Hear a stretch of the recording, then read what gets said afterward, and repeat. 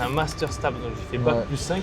À la fin de ce master, si tu t'es pas formé à côté, t'es bidon en préparation physique. Il y a des mecs qui rentrent en club pro où ils avaient aucun niveau parce que les études c'était que de la théorie. Yomi, en vrai, j'ai plus l'impression qu'il est à 100% sur l'e-commerce, tu vois. En vrai, maintenant, je pense qu'il surfe un peu sur les vagues qu'il y a. Tu vois, là, il parlait d'IA, il parlait de plein de choses. 10 000, c'est bien, mais t'as pas le lifestyle qu'on te montre sur les réseaux sociaux. Tu peux pas tout acheter. Quand tu as une marque e-commerce et que tu as peut-être 10 personnes dans ton équipe, tu as peut-être genre des vraies dépenses avec des agences, tu scales à plusieurs millions de chiffres d'affaires. Je pense que ouais, généralement, les gens, ils sont sur du 15%. J'aime beaucoup la France, mais le pays en lui-même, pas l'État. Parce que ce soit les croyances, que ce soit la vision globale, l'échange, il n'y a rien de stimulant. Tu peux pas te développer et t'élever si tu restes là-bas. C'est impossible. Je préfère largement avoir rencontré ma femme et garder mes amis que de devenir multimilliardaire ou ce que tu veux.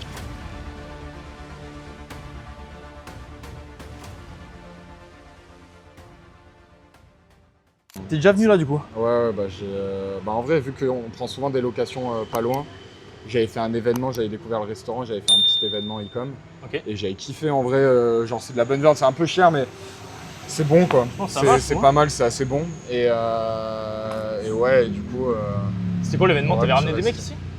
Non, bah en fait, c'était des collègues. En fait, il y a souvent des événements business, genre dans l'e-commerce ou francophone à Bali. Je sais pas, en fait, il suffit que tu rencontres un gars qui va t'introduire dans une soirée, puis tu rencontres d'autres mecs qui vont t'introduire dans d'autres soirées. Donc il y a toujours des petites soirées par-ci par-là. Et puis voilà. J'ai discuté avec un mec qui était dans l'e-com ici, il s'appelle Roman Covey. Ouais, je vois ce qu'il a. Je l'avais rencontré au tout début de Bali, lui. Parce qu'au tout début que j'étais venu ici, je connaissais vraiment personne. Et du coup, je m'étais dit, j'avais fait un mois où je prenais vraiment une pause un peu dans mon business. Mais de toute façon, j'avais pas encore d'équipe à cette période-là. Et du coup, je m'étais dit, vas-y, bon, je me barre à Bali. T'étais quoi, tout seul?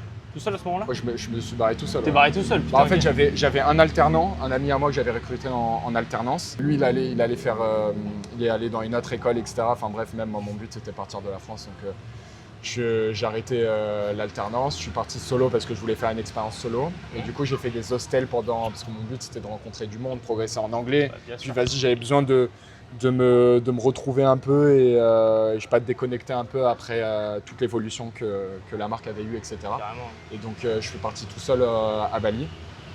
Et mon but c'était aussi par la suite de rencontrer du monde, tu vois, de me faire du réseau et tout. Parce qu'en France, j'étais rentré dans un groupe d'entrepreneurs à Bordeaux qui s'appelait, je sais plus comment il s'appelait.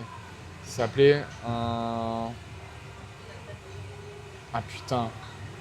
J'ai plus le nom, mais mec, c'était un nom super drôle. Enfin bref, mais c'était beaucoup de mecs qui créaient des startups, mais en fait, c'était pas le même mindset qu'on a, que tu rencontres. Enfin, c'est pas le même mindset que les personnes ont que tu rencontres à l'étranger, tu vois. Genre les personnes qui restent en France, qui construisent des choses en France, qui marchent à la levée de fonds, etc. C'est très corporate. Ouais, c'est ça, très corporate, LinkedIn, très LinkedIn, c'est trop ça. Et mec, moi, je me retrouve pas trop à travers ça, tu vois. Ouais, grave. Et c'est ça, et mine de rien, on dit qu'à Dubaï, ça juge beaucoup, tu vois, par rapport à où t'en es, etc. On met facilement, on te situe facilement par rapport à ce que tu gagnes, est-ce que tu vas pouvoir apporter des choses à la personne, du coup, est-ce qu'on doit te donner de l'intérêt, etc. Mais en France, franchement, des fois, quand je suis rentré par exemple dans un groupe comme ça, j'avais l'impression que c'était un peu la même chose, tu vois. Je rencontrais des gars, moi j'étais le plus jeune un peu du groupe d'entrepreneurs, et j'avais l'impression que c'était un peu la même chose. Du fait que je commençais ma marque, on n'était pas une brand qui chiffrait non plus énormément au début, et tu avais des gars qui pesaient déjà énormément, et du coup ils ne prenaient pas forcément le temps de discuter énormément avec toi, ils ne t'incluaient pas forcément dans le groupe, donc c'était dur de faire un peu ces marques, mais ça restait quand même intéressant. Quel âge la moyenne d'âge? En vrai 30 ans je pense. Ok, toi t'avais quel âge? 20? Moi 20, ouais. T'as démarré à quel âge déjà? J'ai démarré à 19 ans. J'ai eu mon bac. Je voulais faire des études de commerce et mes parents n'avaient pas les moyens, du coup il fallait que je fasse un prêt. Et du coup j'avais pas envie de m'embêter avec un prêt. J'avais plein de potes qui étaient déjà en études de commerce et qui m'ont dit ouais, en vrai ça vaut pas le coup, à moins que tu veux rencontrer des gens, faire la fête, etc. Tu vas forcément apprendre des trucs, mais t'embêter avec un prêt, si tes parents peuvent payer ton école, tant mieux, tu vois, si tu veux rester dans le délire un peu étudiant, etc. Mais si tu dois faire un prêt, en vrai, franchement, fous les boules. Et du coup, j'ai pris la décision de ne pas faire de prêt. Je suis allé dans la seule école que je pouvais faire qui était un BTS, c'était un BTS MCO, je sais pas si ça te parle. MCO, ça me dit quelque chose. Management, community, opérationnel, nanani, nanana. Et j'ai fait, genre, j'étais trop content, mec, j'avais enfin mon appart. Genre enfin mon indépendance, tu vois, je partais depuis quand je partais de chez mes parents, j'avais enfin mon petit appart, je pouvais ramener les copains, des meufs et tout. Enfin bref, j'étais refait. Incroyable. Sauf que derrière, mec, j'étais dans une classe où genre il y avait que des sgegs. Franchement, quand je regardais autour de moi, les gens, ils voulaient tous travailler, je sais pas, chez JD Sport ou des trucs comme ça. Enfin bref, je savais pas du tout ce que je foutais là. Et en fait, le goal, genre l'objectif de ces études, c'était devenir manager qui gérait un groupe de personnes au sein d'une entreprise, etc. Enfin bref, au final, rien à voir avec la création d'entreprise. Et moi, mon objectif à ce moment-là, c'était de créer ma marque de vodka. Et j'avais déjà designé une bouteille, j'avais un concept en tête, etc. Et après 4 mois d'études, je me suis dit, en fait, même au bout de 2 semaines, je me suis rendu compte que c'était pas là où je devais être. Ouais. Mais je suis resté 4 mois parce que j'avais envie de profiter de la vie étudiante, etc. Tu sortais à ce moment-là? Ouais, mec, je sortais beaucoup. En vrai, j'avais pas encore exactement cette même niaque que j'ai actuellement. J'avais pas un train de vie très sain non plus, tu vois, je sortais beaucoup, je fumais quand même, plein de petits trucs comme ça qui, au final, quand tu as une vie étudiante, tu es trop content parce que ça te réconforte sur le fait de pouvoir faire toutes ces choses, tu vois, faire la fête, t'as pas de pression, au pire, t'es fatigué le lendemain en cours, mec, si tes cours ils te plaisent même pas, t'en branles les couilles, t'as un appartement, tu peux tout le temps inviter des potes, etc. Donc en fait, ça me réconfortait dans le fait de ne pas avancer sur mes projets. Et derrière, en fait, je me voyais pas avancer de par les gens que je côtoyais, de par ce que j'apprenais, de par mon lifestyle, tu vois. Mais au final, ça faisait un tout. Et derrière, je me suis dit, en vrai, je vais pas avancer. Donc, est-ce que j'attends 2 ans pour avoir un bac plus 2 ? Ouais. Et à 21 ans, tu vois, quand tout le monde, quand tu finis ton BTS, du coup, je verrai si je poursuis sur d'autres études ou si je me lance à ce moment-là. Et ou est-ce que j'arrête dès maintenant, mais dans ce cas-là, retour à la case départ, je retourne chez mes darons, tu vois. Et trop relou, genre mec, mon ordinateur, moi je l'utilisais pour regarder YouTube. Ouais, bien sûr. Genre mec, je savais rien faire dessus, je savais rien faire, mec. Genre vraiment, j'avais aucune compétence avec l'ordinateur. Et derrière, je voulais quand même monter une entreprise, sauf que j'avais aucune compétence. Mec, je savais même pas c'était quoi. Je connaissais à peine le système de TVA, tu vois. Mais t'en servais à quoi du coup tes études au final? Qu'est-ce que t'as appris grâce à ça, toi? Rien, gros, quasiment rien. En vrai, franchement, t'apprends des choses. En vrai, franchement, je me souviens même plus vraiment de ce que j'ai appris, mais du moins, tu vas apprendre un peu comment des grosses sociétés fonctionnent au niveau de la hiérarchie, tu vois, qui t'as au-dessus de toi, etc. Comment, en fait, ça pouvait être même des trucs, comment encaisser, comprendre un ticket de caisse, par exemple. Ouais, tu vois. Comprendre un ticket de caisse, c'est quoi les différentes taxes, etc. Où va l'argent, nanani, nanana. Comment faire un peu de comptabilité. Enfin bref, c'est un peu dans le délire, mais grosso modo, tu t'apprenais rien qui te permettait de créer une entreprise. C'est ce que j'allais dire. C'est un BTS, on est sur un BTS, mec. Dans ma classe, il y avait des mecs, ils n'avaient pas le bac, il n'y a pas de barrière pour accéder à ces études. Tout le monde peut rentrer, mec, que t'arrives depuis n'importe où, tu peux arriver et faire ses études. Tu vois. Tu sais que j'ai l'impression que c'est vachement l'éducation française. Nous, moi j'ai fait STAPS, tu sais, dans le sport. Ouais. Et même principe, j'ai fait un master STAPS, donc j'ai fait bac plus 5. À la fin de ce master, si tu t'es pas formé à côté, t'es bidon en préparation physique. T'es bidon. Et pourtant, on te forme pour rentrer dans des clubs pro. T'as des mecs qui rentrent en club pro, gros, ils avaient aucun niveau parce que les études, c'était que de la théorie, pas du tout applicable sur terrain. On te bourrait la tête d'informations qui allaient jamais te servir. Et je trouve que c'est vraiment dommage parce qu'il y a plein de mecs qui se prennent la tête à faire des études comme moi, tu vois. Alors que tu aurais démarré avant à te former un petit peu à droite à gauche, payer des mecs qui ont déjà l'info. Largement, mec. Franchement, pour le coup, du coup, c'est ce que j'ai fait par la suite, tu vois. Genre, au final, j'ai arrêté les études et je me suis posé la question. Du coup, moi, je voyais pas par les formations parce que pour moi, tu vois, genre les formations, etc., c'était un peu un rêve inatteignable de pouvoir se former en ligne, etc. Enfin, tu vois, c'est un peu des croyances limitantes du fait que la peur en fait, tu as plein de mecs qui vont critiquer ça sur les réseaux, dire que acheter une formation, ça va rien t'apporter, que tu enrichis quelqu'un et qu'au final, derrière, t'as que 1% qui réussissent, etc. Enfin bref, même en 2021, à l'époque où je commençais là-dedans, 2021-2022, il y avait déjà un peu cet essor des formations, etc. avec Yomi, etc. qui commençait à propulser des publicités. Il y avait quand même un peu. Maintenant, c'est la mode, c'est la norme de lancer des formations. Mais à l'époque, il y avait quand même ce délire-là. Et t'entendais toujours déjà des mecs critiquer ce genre de manière de learning, d'apprendre, etc. Tu vois. Il y a beaucoup de personnes qui étaient encore à l'ancienne où pour réussir, pour créer une entreprise, il ne fallait pas acheter une formation, mais suivre des études, etc. Donc bref, en vrai, j'ai longtemps hésité. Mais au final, du coup, j'avais chopé le Covid avec un pote. J'avais bien converti depuis une story de Yomi qui avait dit qu'il allait faire un live, nanani, nanana. Au final, il a fait son live. À la fin du live, il fait la réduction sur la formation. C'est son challenge en fait. Ouais, son challenge, etc. Ouais, et bref, j'achète. En vrai, il n'y avait même pas de challenge à l'époque. C'était vraiment un délire de. Un webinaire, ouais, c'est un webinaire. C'était un gros webi. C'était un webi, ouais. C'était un webi, etc. Et du coup, je convertis à la fin. Et du coup, je mets quasiment quand même une belle partie de mes économies. Et t'as combien En vrai, c'était le même prix qu'actuellement. J'avais dû l'acheter 800 balles au lieu de 1500. Au lieu de 1500, 800 Ouais, 800 balles. Ils sont bien plus élevés maintenant. Hein. Ouais, en vrai, peut-être elle est à 1000 euros. En vrai, c'est possible. À l'heure actuelle, là là, il n'y a pas de réduction. Donc, en vrai, si tu l'achètes sans réduction dans le webinaire, tu vois, avec l'urgence qu'il donne, ouais, tu vas l'acheter 2000 balles. Mais si tu es à la fin du live, généralement, il va faire moins 50% pour les personnes qui sont restées jusqu'à la fin. Et c'est comme ça qu'il fait un énorme volume qui va faire 1, 2, 3, 10 millions à la fin de son live, tu vois. Elle existe encore, la format, là? En vrai, oui, elle existe encore. J'ai encore accès, mais je regarde plus du tout. C'est plus du tout. C'est plus d'actualité, c'est ce que j'allais dire. Yomi, en vrai, il est quand même. En vrai, j'ai plus l'impression qu'il est à 100% sur l'e-commerce, tu vois.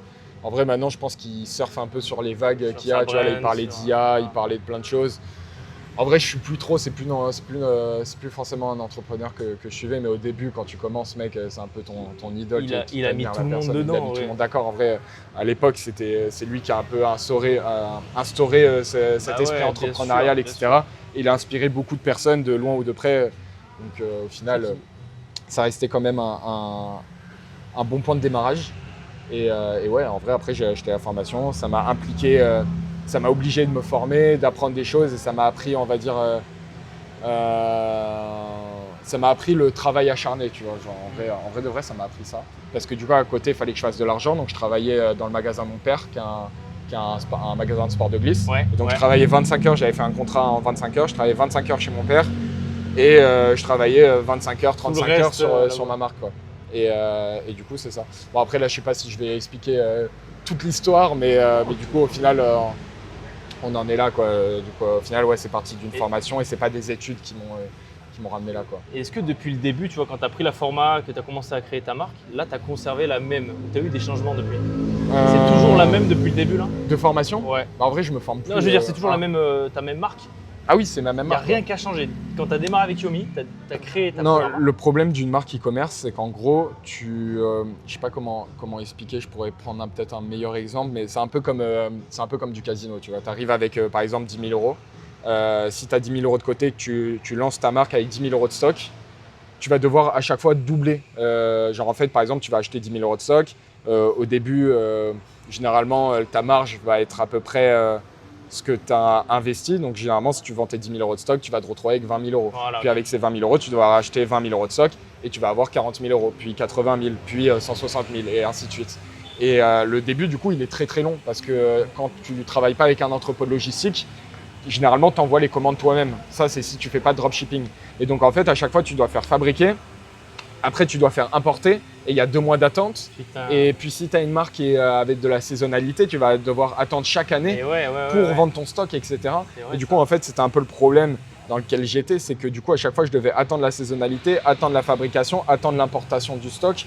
Et du coup, au final, le chemin était super long parce que pour passer de 10 000 euros à 20 000, à 40 000, à 60 000 et à 120 000, il y avait déjà presque 2 ans, tu vois, qui s'est passé, mec.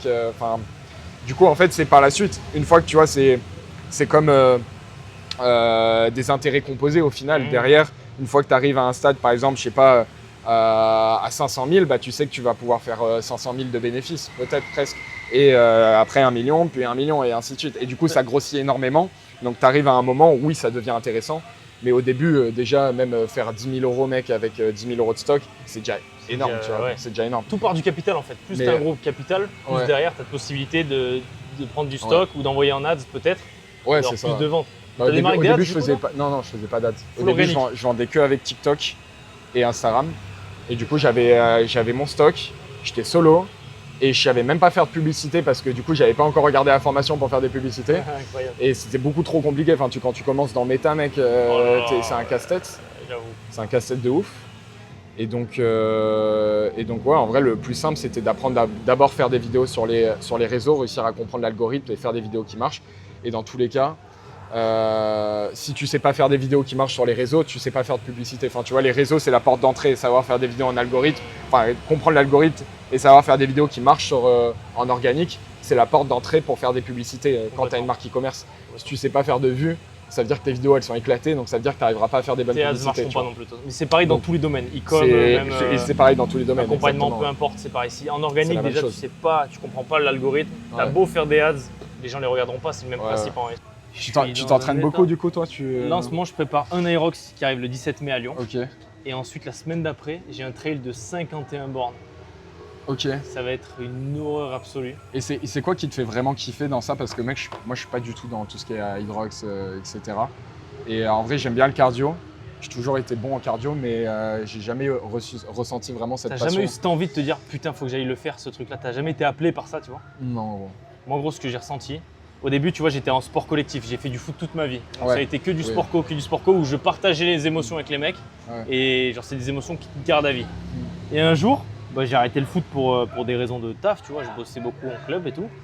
Et je me suis dit, vas-y, il faut quand même que je garde une activité. Je me suis mis au crossfit. Je sortais des séances en crossfit, j'aimais bien, il y avait un aspect communauté, tu te dépasses, tu es face à toi-même. Tu te bats plus contre une équipe, mais face à toi. Donc c'est déjà quelque chose de différent, c'était nouveau. Ouais. Et je commençais à kiffer le truc. Je sortais des séances, mec, j'avais une sensation de bien-être qui était ouf, vraiment. Et mon père s'est mis au trail en 2020 au Covid. C'était quelqu'un qui n'avait pas fait de sport depuis très longtemps. Il s'est mis au trail. Premier 5 km, premier 10 km. Et je voyais qu'il commençait vraiment à être putain d'épanoui, de plus en plus heureux. 20, 30, 40, je voyais sa progression. Et là, l'année dernière, il nous a fait un 110 km. Tu vois. Ah ouais, quand même. Alors, en 4-5 ans, il a fait une progression de malade mental. Ça se fait en combien de temps 110 bornes, gros. Il a mis 12 heures, je crois. 12 heures. Non, je dis de la merde, pardon. Il est parti de 6 heures du matin, il est arrivé à 22. Il a mis 16 heures, quoi, un truc comme ça. Ouais, 16 heures, parce que ça fait 1 heure pour 10 km sur 100 km, c'est beaucoup. 16 heures. Mais c'était un effort de malade. Et moi, j'ai assisté, je l'ai suivi. Je me suis dit, ces émotions-là, je veux les revivre toute ma vie. Tu vois. Sentiment d'accomplissement. Mais laisse tomber. C'était mars dernier non, c'était avril dernier. Et en juin, chez moi, tu vois, en France, il y a un trail qui s'appelle la Chaussée des Géants qui est exceptionnel. C'est magnifique et tout. C'est vraiment l'événement du coin. Et mon daron, il le fait chaque année. C'est ce fameux 51. Et du coup, il y avait un mois d'écart. Et je me suis dit, tu sais quoi? J'ai pas de prépa, j'ai rien. En un mois, je vais prouver que je vais arriver à le faire et à le finir. Je me suis inscrit. J'ai vécu la journée la plus difficile de ma vie. Je suis allé dans mes retranchements, mec. Mais si j'avais pu arrêter, j'aurais arrêté. Tu vois, c'était tellement dur. Et au final, je le finis en 8 heures. Ça a été une sensation de malade mental. Les gens, comme ils te poussent. Quand tu arrives à la ligne d'arrivée, tu vois tout le monde. T'en as chié pendant 8 heures, tu étais tout seul, tu sais. Et là, je me suis dit, ouais, non, le sport, gros, c'est exceptionnel. Après, c'est une dinguerie. Vraiment, un truc comme ça. Et pourtant, je suis pas très cardio, c'est pas mon délire. J'aime pas trop courir. J'ai tellement vécu des émotions fortes que je le refais cette année, tu vois. Et du coup, c'est quoi qui te fait vraiment kiffer? C'est la route vers l'accomplissement ou c'est l'accomplissement en lui-même? Ouais, ça c'est une bonne question. Soit c'est le process, soit c'est le résultat. Tu vois, tu préfères être en haut de la montagne ou tu préfères le chemin pour aller en haut de la montagne? Genre dans ce délire-là du sport. Là, à l'heure actuelle. Enfin, du running plutôt. Du running, ouais. Running, même, je mets Aerox dedans. Je pense que quand même, arriver à prendre du plaisir dans le process, mais qu'importe, que ce soit dans le business, que ce soit dans le sport ou autre, ça reste la priorité. Parce que sinon, tu n'es jamais dans le moment présent et tu attends que le futur. Et quand tu l'as fini, tu es dégoûté. Et je dirais que le premier que j'ai fait, c'était ça. J'attendais vraiment de le réussir. Donc quand je l'ai réussi, à la fin, j'étais perdu, je ne savais plus quoi faire, tu vois. Et du coup, donc je pense que là, à l'heure actuelle, je suis en plein dans le process. Je suis avec mes potes, on a une belle villa, on mange super bien, on s'entraîne, on en chie, je rentre. Je prends du plaisir dans ce truc et quand ça va se terminer, je serai fier de tout ce qui est accompli, tu vois. Ok. Donc c'est aussi la période d'entraînement qui te fait kiffer aussi, genre le fait de te préparer à quelque chose. Du moins, tu t'entraînes pour un objectif précis et du coup, tu t'entraînes pas pour rien, tu vois. C'est aussi ça qui te fait kiffer. Carrément, t'as un but en fait. Parce que là, toi, aujourd'hui, pareil dans l'entreprise que tu as créée, la marque que tu as créée, est-ce que tu as une deadline en tête ou tu sais, un impact, un chiffre en tête? Ou alors juste là, tu es en plein dedans, tu es en plein moment présent, tu as la vision et tu avances sans trop calculer où tu vas, tu vois. C'est comment? En vrai, c'est là où c'est encore plus fort, c'est que j'ai un chiffre qui est illimité, genre. Ouais, c'est ça le délire. C'est certaines personnes, par exemple, dans l'infoprenariat ou quoi que ce soit, qui vont vraiment se fixer un chiffre, par exemple 100 000 euros par mois ou 50 000 euros par mois, enfin peu importe. Et une fois qu'ils l'auront atteint, peut-être qu'ils voudront plus, mais du moins ils ont vraiment un vrai but précis. Et tant qu'ils l'auront pas atteint, ils vont continuer. Moi, pour le coup, avec la Brain, mec, j'ai même pas. Oui, on a des objectifs mensuel ou trimestriel, enfin par période ou même à l'année. Ça, c'est sûr qu'on a des objectifs qui sont établis et que c'est pour nous fixer, c'est pour nous organiser et voir si on a fait ce qu'on devait faire sur cette année-là, tu vois, pour un peu traquer au final. Mais derrière, les objectifs, ils sont raffinés. Genre, il y a vraiment no limit, tu vois. J'ai pas une barrière, j'irai jusqu'au bout, jusqu'à l'exit ou quoi que ce soit, tu vois. Et donc, en vrai, au moins, je me mets pas de pression. Et si on n'atteint pas les objectifs, bah c'est pas grave. L'idée, c'est juste d'aller jusqu'à la fin, tu vois. Avancer genre jusqu'à la fin, ouais. C'est pour avancer à chaque fois. C'est ça, exactement. C'est incroyable. Est-ce que quand tu as démarré, je te coupe, est-ce que quand tu as démarré, tu aurais pensé que tu serais arrivé là où tu en es maintenant aujourd'hui, tu l'avais visualisé ce truc-là avec en vrai, j'ai commencé avec la même prise de recul que j'ai à l'heure d'aujourd'hui, tu vois. Le truc, c'est que le business, ça peut facilement t'impacter dans ta vie. Et en vrai, ça m'impacte déjà, mais c'est obligatoire, tu vois. Une mauvaise journée dans ton business, et que demain, je sais pas, il se passe une couille et tu as un gros problème dans ton business, bah forcément, tu vas pas avoir le smile. Tu vas pas être là comme si tu avais fait justement ta meilleure journée de chiffre d'affaires, tu vois. Enfin, c'est logique. C'est normal que ça t'impacte dans ta vie, mais si ça t'impacte trop, si tu donnes trop d'importance à ton business, derrière, bah, ça peut vraiment t'impacter mentalement et te niquer une partie de ta vie, tu vois. Et en vrai, c'est vrai. Il y a des gens, ça les amochit, tu vois, le business. Pas physiquement, mais mentalement ou sur la manière, ça les tue. Et au final, au fur et à mesure, au final, leur propre personnalité, elle disparaît. Et c'est là où c'est terrible. Putain, j'ai mon rappel d'anglais, tu vois, ça c'est... T'as des cours d'anglais là ? Non, j'ai pas de cours d'anglais, mais je me mets un rappel à 14h. Tu fais quoi ? Duolingo, mec. Ah ok, genre sinon, tu j'ai bosses des Excel. ou... Ouais, c'est ça, je me fais 10 minutes de Duolingo ou des délires comme ça parce que généralement, je les fais en fin de soirée, tu vois, quand je sais pas, à 20h, quand j'ai fini ma journée. Le problème, c'est que t'as accumulé énormément, enfin, t'as réfléchi toute la journée et du coup, tu fais tes exercices sans réfléchir, tu vois, et tu progresses pas vraiment alors qu'à 14h, j'ai encore un flux d'énergie et du coup, je peux vraiment me concentrer, donc j'essaye de me faire 10-15 minutes tous les jours. C'est intéressant ça. Mais à chaque fois, en vrai, 14h, ça tombe dans une tâche où je suis à fond dedans. C'est toujours comme du coup, ça. Mec, il y a plein de jours où je retarde et au final, je le fais le soir. Mais tu sais ce que tu devrais faire ? Enfin, c'est ce que j'avais fait, j'avais kiffé. Je prenais des cours avec quelqu'un en visio. Comme ça, tu es obligé de bloquer un créneau, ça peut être 30 minutes, 1 heure. Ouais. C'est abusé, j'en ai pris 5, ça m'a grave changé. Je l'ai fait pendant 6 mois. Dans 5 mois, je faisais 2 cours par semaine. Et c'est vrai que c'est trop bien parce que du coup, même si tu es dans une tâche importante, tu as rendez-vous à 14h. La meuf, bah, elle a rendez-vous, tu veux pas lui mettre un lapin et du coup, bah, tu es obligé de te présenter dans la visio. Donc ça t'oblige à aller faire tes cours. Puis du coup, tu parles vraiment l'anglais, donc ça te fait grave progresser. Ouais. C'est juste qu'après, du coup, je l'avais fait l'année dernière, genre, je l'avais fait, je sais pas, de janvier à mars ou de janvier à mai ou à quelque chose comme ça. Mais après, j'ai fait que bouger. En fait, je changeais trop de fuseau horaire. Et du coup, le rendez-vous, à chaque fois, il fallait le décaler. Puis elle, du coup, ça lui niquait tout son emploi du temps parce qu'elle avait plein d'autres élèves. Okay. Et du coup, à chaque fois, elle pouvait plus décaler. Donc au final, elle me proposait un créneau à 8h du matin et ça m'allait pas du tout parce que j'ai pas envie dès que je me lève, dès que je suis prêt, faire un cours d'anglais, tu vois, je veux avancer sur mes tâches et tout. Donc 14h, c'était parfait. Et donc au final, là, ça fait un moment que j'ai pas repris de cours d'anglais, mais en vrai, Duolingo, c'est vraiment pas mal. J'ai jamais testé, tu vois, on en a déjà parlé plusieurs fois. Mais... mec, franchement, c'est cool. En fait, c'est long. En fait, le truc, c'est que quand tu commences Duolingo, c'est chiant parce que tu revois des mots trop classiques et tu te dis, ouais, vas-y, j'apprends des choses qui me servent grave à rien. Okay. Mais en fait, justement, c'est là le truc. C'est que tu revois que des choses en répétition, des choses peut-être que tu sais déjà. Et du coup, ça te permet vraiment d'acquérir, enfin de classer ce que tu connais déjà. Genre, je sais pas comment dire, genre tu mets vraiment une croix sur ce que tu sais déjà. Et en fait, ça te permet de pas avoir de lacunes sur des choses classiques, tu vois, avant de passer par la suite, tout simplement. Ta base, elle est prête. Et du coup, ta base, ok, tu l'as revue avec l'application, c'était des trucs tout con, tu vois, tu avais toujours juste à chaque exo, mais ça t'a rassuré déjà dans ton anglais. Parce que tu dis, ok, je connais des choses quand même, ok, c'est facile, mais je connais des choses. Et derrière, au fur et à mesure, tu t'en rends pas compte, mais tu vas commencer à apprendre de plus en plus de choses, un mot par là, une formulation de phrases, que au final, tu vas l'apprendre sur l'application, mais ça va être des mots que tu connaissais pas, que tu vas pouvoir employer tous les jours, et après, tu vas le répéter avec des personnes que tu vas croiser, ou tu vas devoir parler en anglais en soirée, ou des potes anglophones, etc. Et du coup, au final, tu vas vraiment acquérir ce mot dans ton vocabulaire, tu vois. Et à chaque fois, tu vas avancer sur Duolingo, tu vas en apprendre d'autres, Donc pour l'expression orale, enfin en vrai c'est pas forcément le mieux. Le mieux c'est de parler couramment, mec. C'est là où un cours d'anglais c'est top parce que tu parles en anglais pendant 1 heure, tu lui racontes ta journée ou quoi que ce soit.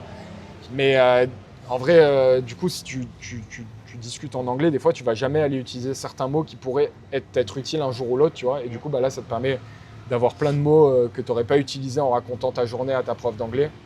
Et du coup, en vrai, c'est complémentaire à des cours d'anglais. Mais si tu n'as pas de cours d'anglais, c'est déjà ça, tu vois. Ça enrichit ton vocabulaire. Ça enrichit le vocabulaire. C'est intéressant, ouais. Mieux vaut avoir ça que rien, tu vois. Mieux vaut faire ça que rien. Donc, plus on avance, plus dans le quotidien qu'on a, où on voyage beaucoup, on rencontre des gens, etc., qui sont plutôt anglophones. Tu te dis, tu parles pas anglais, tu te mets tellement une balle dans le pied. Mec, moi, le en premier, vrai, c'est trop ça. En vrai, surtout quand tu débutes dans le business, au début, tu te dis, ok, le marché francophone, il est déjà énorme. Si j'arrive à gagner ma vie, à créer un business stable qui me permet d'atteindre mes rêves juste avec le marché francophone, c'est déjà génial, tu vois. Ouais, mais une fois que tu l'as acquis, une fois que tu dis, bon, ok, on a atteint ça, ok, on s'est instauré sur le marché francophone, et tu regardes à côté de toi les anglophones qui, eux, peuvent aller scale aux États-Unis, en Australie, au UK, et même dans tous les pays du monde, tu vois, surtout dans les pays où ça parle bien anglais, comme l'Allemagne, etc. Tu te dis, ouais, mais l'avantage concurrentiel qu'ils ont, il est énorme. Au final, t'es pas en concurrence avec eux parce que toi, tu te concentres sur un tout petit marché, frère, qui est tout petit au final à l'échelle mondiale, alors que eux, ils peuvent vendre des formations. Par exemple, si on parle d'infoprenariat, ils peuvent vendre des formations à des mecs en Inde, tu vois, peu importe dans le monde. Et du coup, c'est une dinguerie, genre. Donc c'est là où tu te dis, putain, en vrai, dans tous les cas, ça va être trop dur de monter une personal brand, par exemple. En anglais, c'est très très dur de faire l'infoprenariat en anglais si t'es pas natif. Tu vois. En vrai, il y a des gens qui le font, mais c'est assez dur. Mais pour le coup, par exemple, une brand, en vrai, moi, ça me limite énormément sur le fait que du coup, je vais toujours essayer de recruter des gens, par exemple, dans ma team qui vont être francophones, tu vois, parce que je vais devoir communiquer avec eux de façon explicite et du coup, je vais toujours essayer de recruter des francophones dans ma team, alors que y a plein de profils ultra intéressants anglophones, surtout pour notre expansion à l'international. Et du coup, des fois, ça va mettre un petit frein. Et je vais toujours essayer de recruter un francophone avant de recruter un anglophone, tu vois. Est-ce que tu sais pas prendre un francophone qui parle anglais, tu vois, qui est capable de lui aller chercher des parts de marché à l'étranger comme avec du coup, c'est Louis qui s'occupe de, c'est ça, Louis s'occupe de toute la partie anglophone, du développement à l'international. Et du coup, justement, toute la partie francophone, c'est là où Louis, du coup, il progresse d'une manière où peut-être que dans le futur, on pourra vraiment devenir associé sur la marque.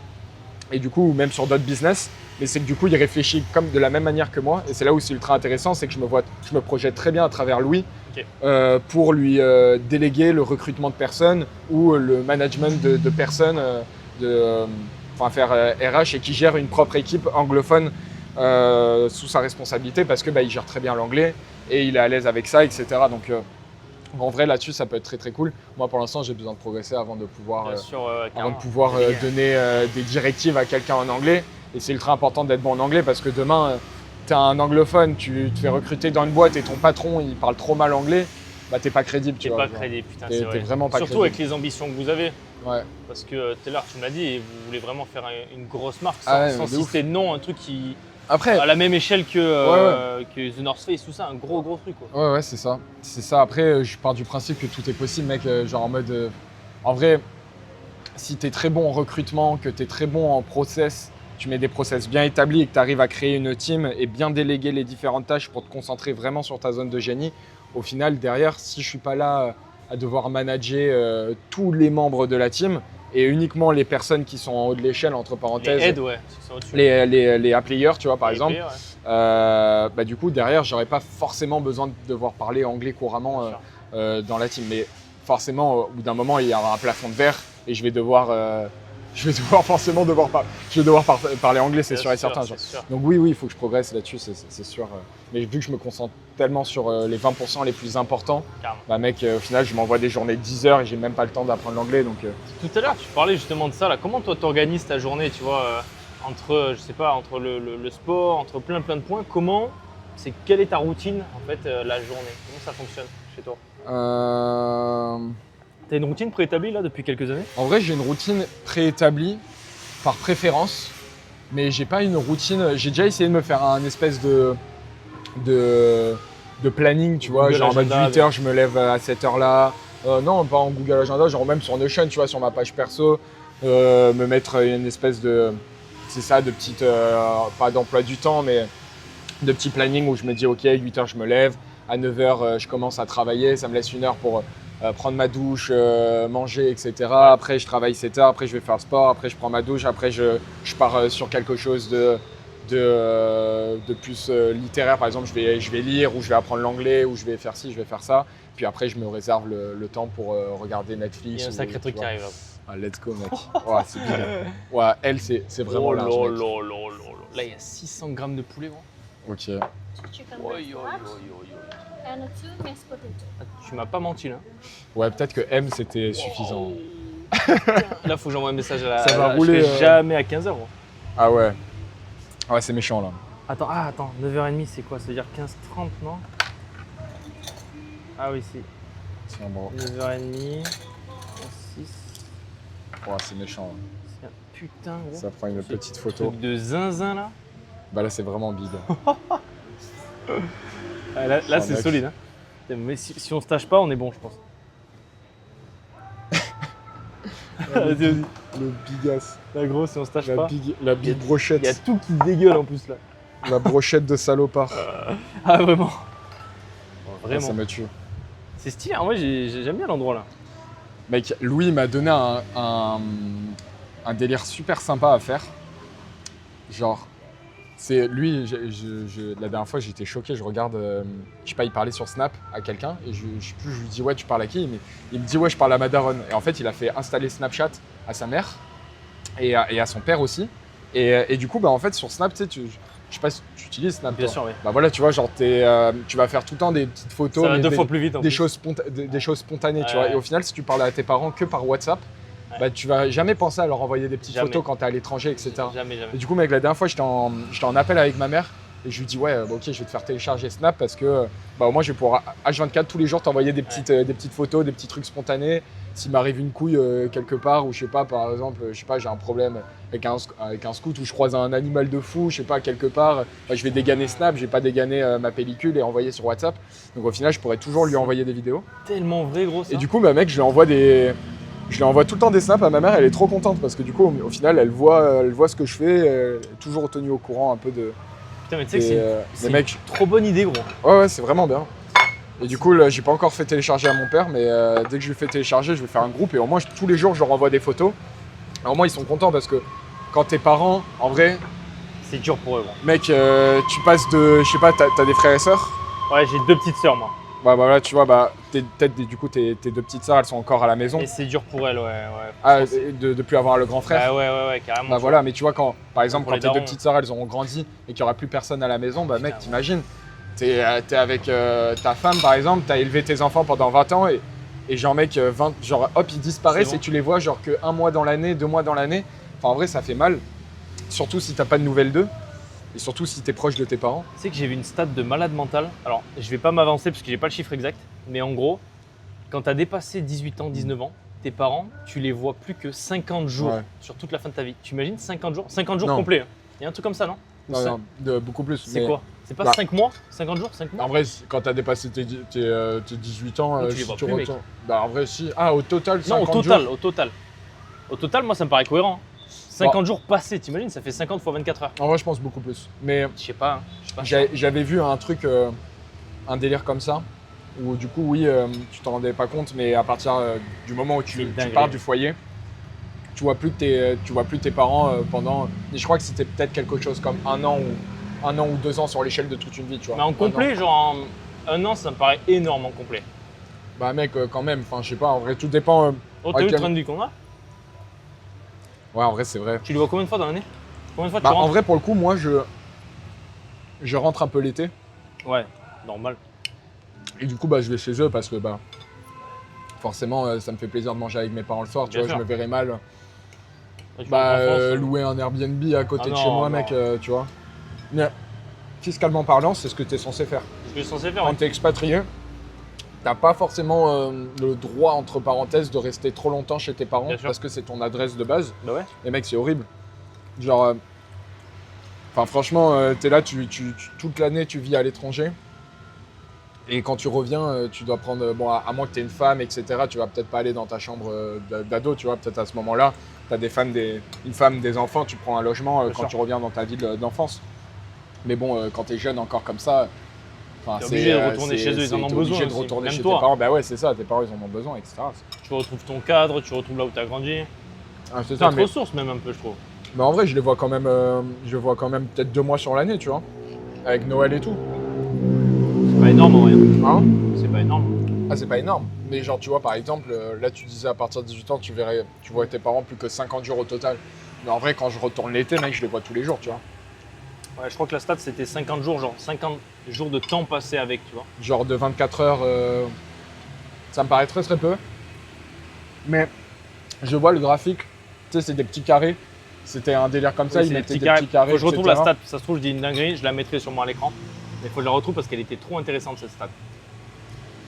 En vrai, oui. Et là tu te dis putain de merde, t'imagines?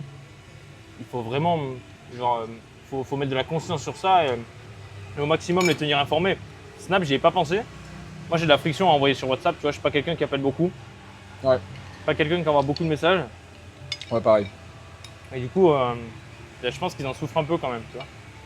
Bah en vrai, c'est pour ça que Snap, au final, de base, jamais un parent un daron de 50 ans va télécharger Snap, tu vois. Même les gens de plus de 30 ans, ils n'ont pas Snap, tu vois. C'est Ouais. très génération 2002, Et même nous on 2003, s'en détache 2004. un peu, je trouve. Genre, Ah oui. C'était moins mon Ah, délire. mais moi, le seul truc qui me rattache de Snap, c'est mes groupes d'amis, genre. Voilà, J'ai ouais. des groupes de potes Ouais. de ma ville en France. Et du coup, bah forcément, on s'envoie des snaps et c'est ce qui tient le lien. tient le groupe, tu vois, qui tient le lien en vrai. Parce qu'au final, on est très rarement tous ensemble. Et du coup, bah, on s'envoie tous des snaps tous les jours. Tous les jours, je vois où sont mes potes et tout. Ok. Toutes les dingueries, donc en vrai, c'est cool, tu vois. Comment ils ont vécu tes potes, gros, le fait que tu partes, t'es expatrié, que t'aies une vie qui est bien différente? Est-ce qu'ils sont au courant de tout ça? Bah, en vrai de vrai, je pense que quand tu as vraiment un groupe d'amis très très proche, Ouais. tu arrives au bout d'un moment à un niveau de maturité où tu te dis bah chacun fait sa life, tu vois. Les mecs, au final, tous mes potes sont dispersés, que ça soit. La plupart de mes potes, ils sont encore en France, mais il y en a qui sont à Paris, il y en a qui sont je sais pas, à Bordeaux, il y en a qui sont. T'es de tu Bordeaux, vois. toi, hein? Non, je suis de Saint-Raphaël, Ah, c'est Raphaël, ouais. Côte d'Azur. La Côte d'Azur, ouais. Mais, mais à Bordeaux, j'ai fait 1 an à Bordeaux il y a 2 ans. J'ai habité 1 an là-bas. Par pur kiff de visiter une grande ville, vivre 1 an dans une grande ville, tu vois. C'est ça. Oh putain, mec, j'ai fait une dinguerie. Ah merde. Oh la Ah ouais, dinguerie en tu sais live. quoi, j'en étais sûr. Oh la dinguerie en J'étais vidéo. sûr que ça allait m'arriver. Oh putain. Allez, brochette, c'est vraiment un truc de con. L'adresse, elle est excellente, gros. C'est pas grave, je vais rester taché pour tout le reste de la vidéo, mec. Mais c'est encore plus authentique, c'est ce qu'on veut. Crédibilité au max. On en a rien à foutre. Oh putain, la sauce bien verte là. On dirait il y a un. Ça va partir à la laundry On direct. dirait Là. je me suis fait chier dessus, mec, par un oiseau, genre. C'est terrible. C'est pas grave. C'est la vie. Ce genre de petits trucs qu'il faut accepter. Mais mec, à chaque fois que je suis avec toi, je me tâche. Mec, soirée à Putain, Dubaï, t'as gros, raison, je à me suis Dubaï. renversé. Je mets mon coude sur une chaise, gros. C'est La vrai, chaise se mec. casse, mec, et le verre se renverse sur mon pantalon. genre. Putain, c'est vrai, parce que J'ai pas de chance, gros. pour l'anecdote, on s'est rencontrés du coup à Dubaï tous les deux, dans une soirée comme ça où il y avait pas mal de monde. Comment ça s'est fait d'ailleurs? Comment on s'est mis à se parler? Je me rappelle plus.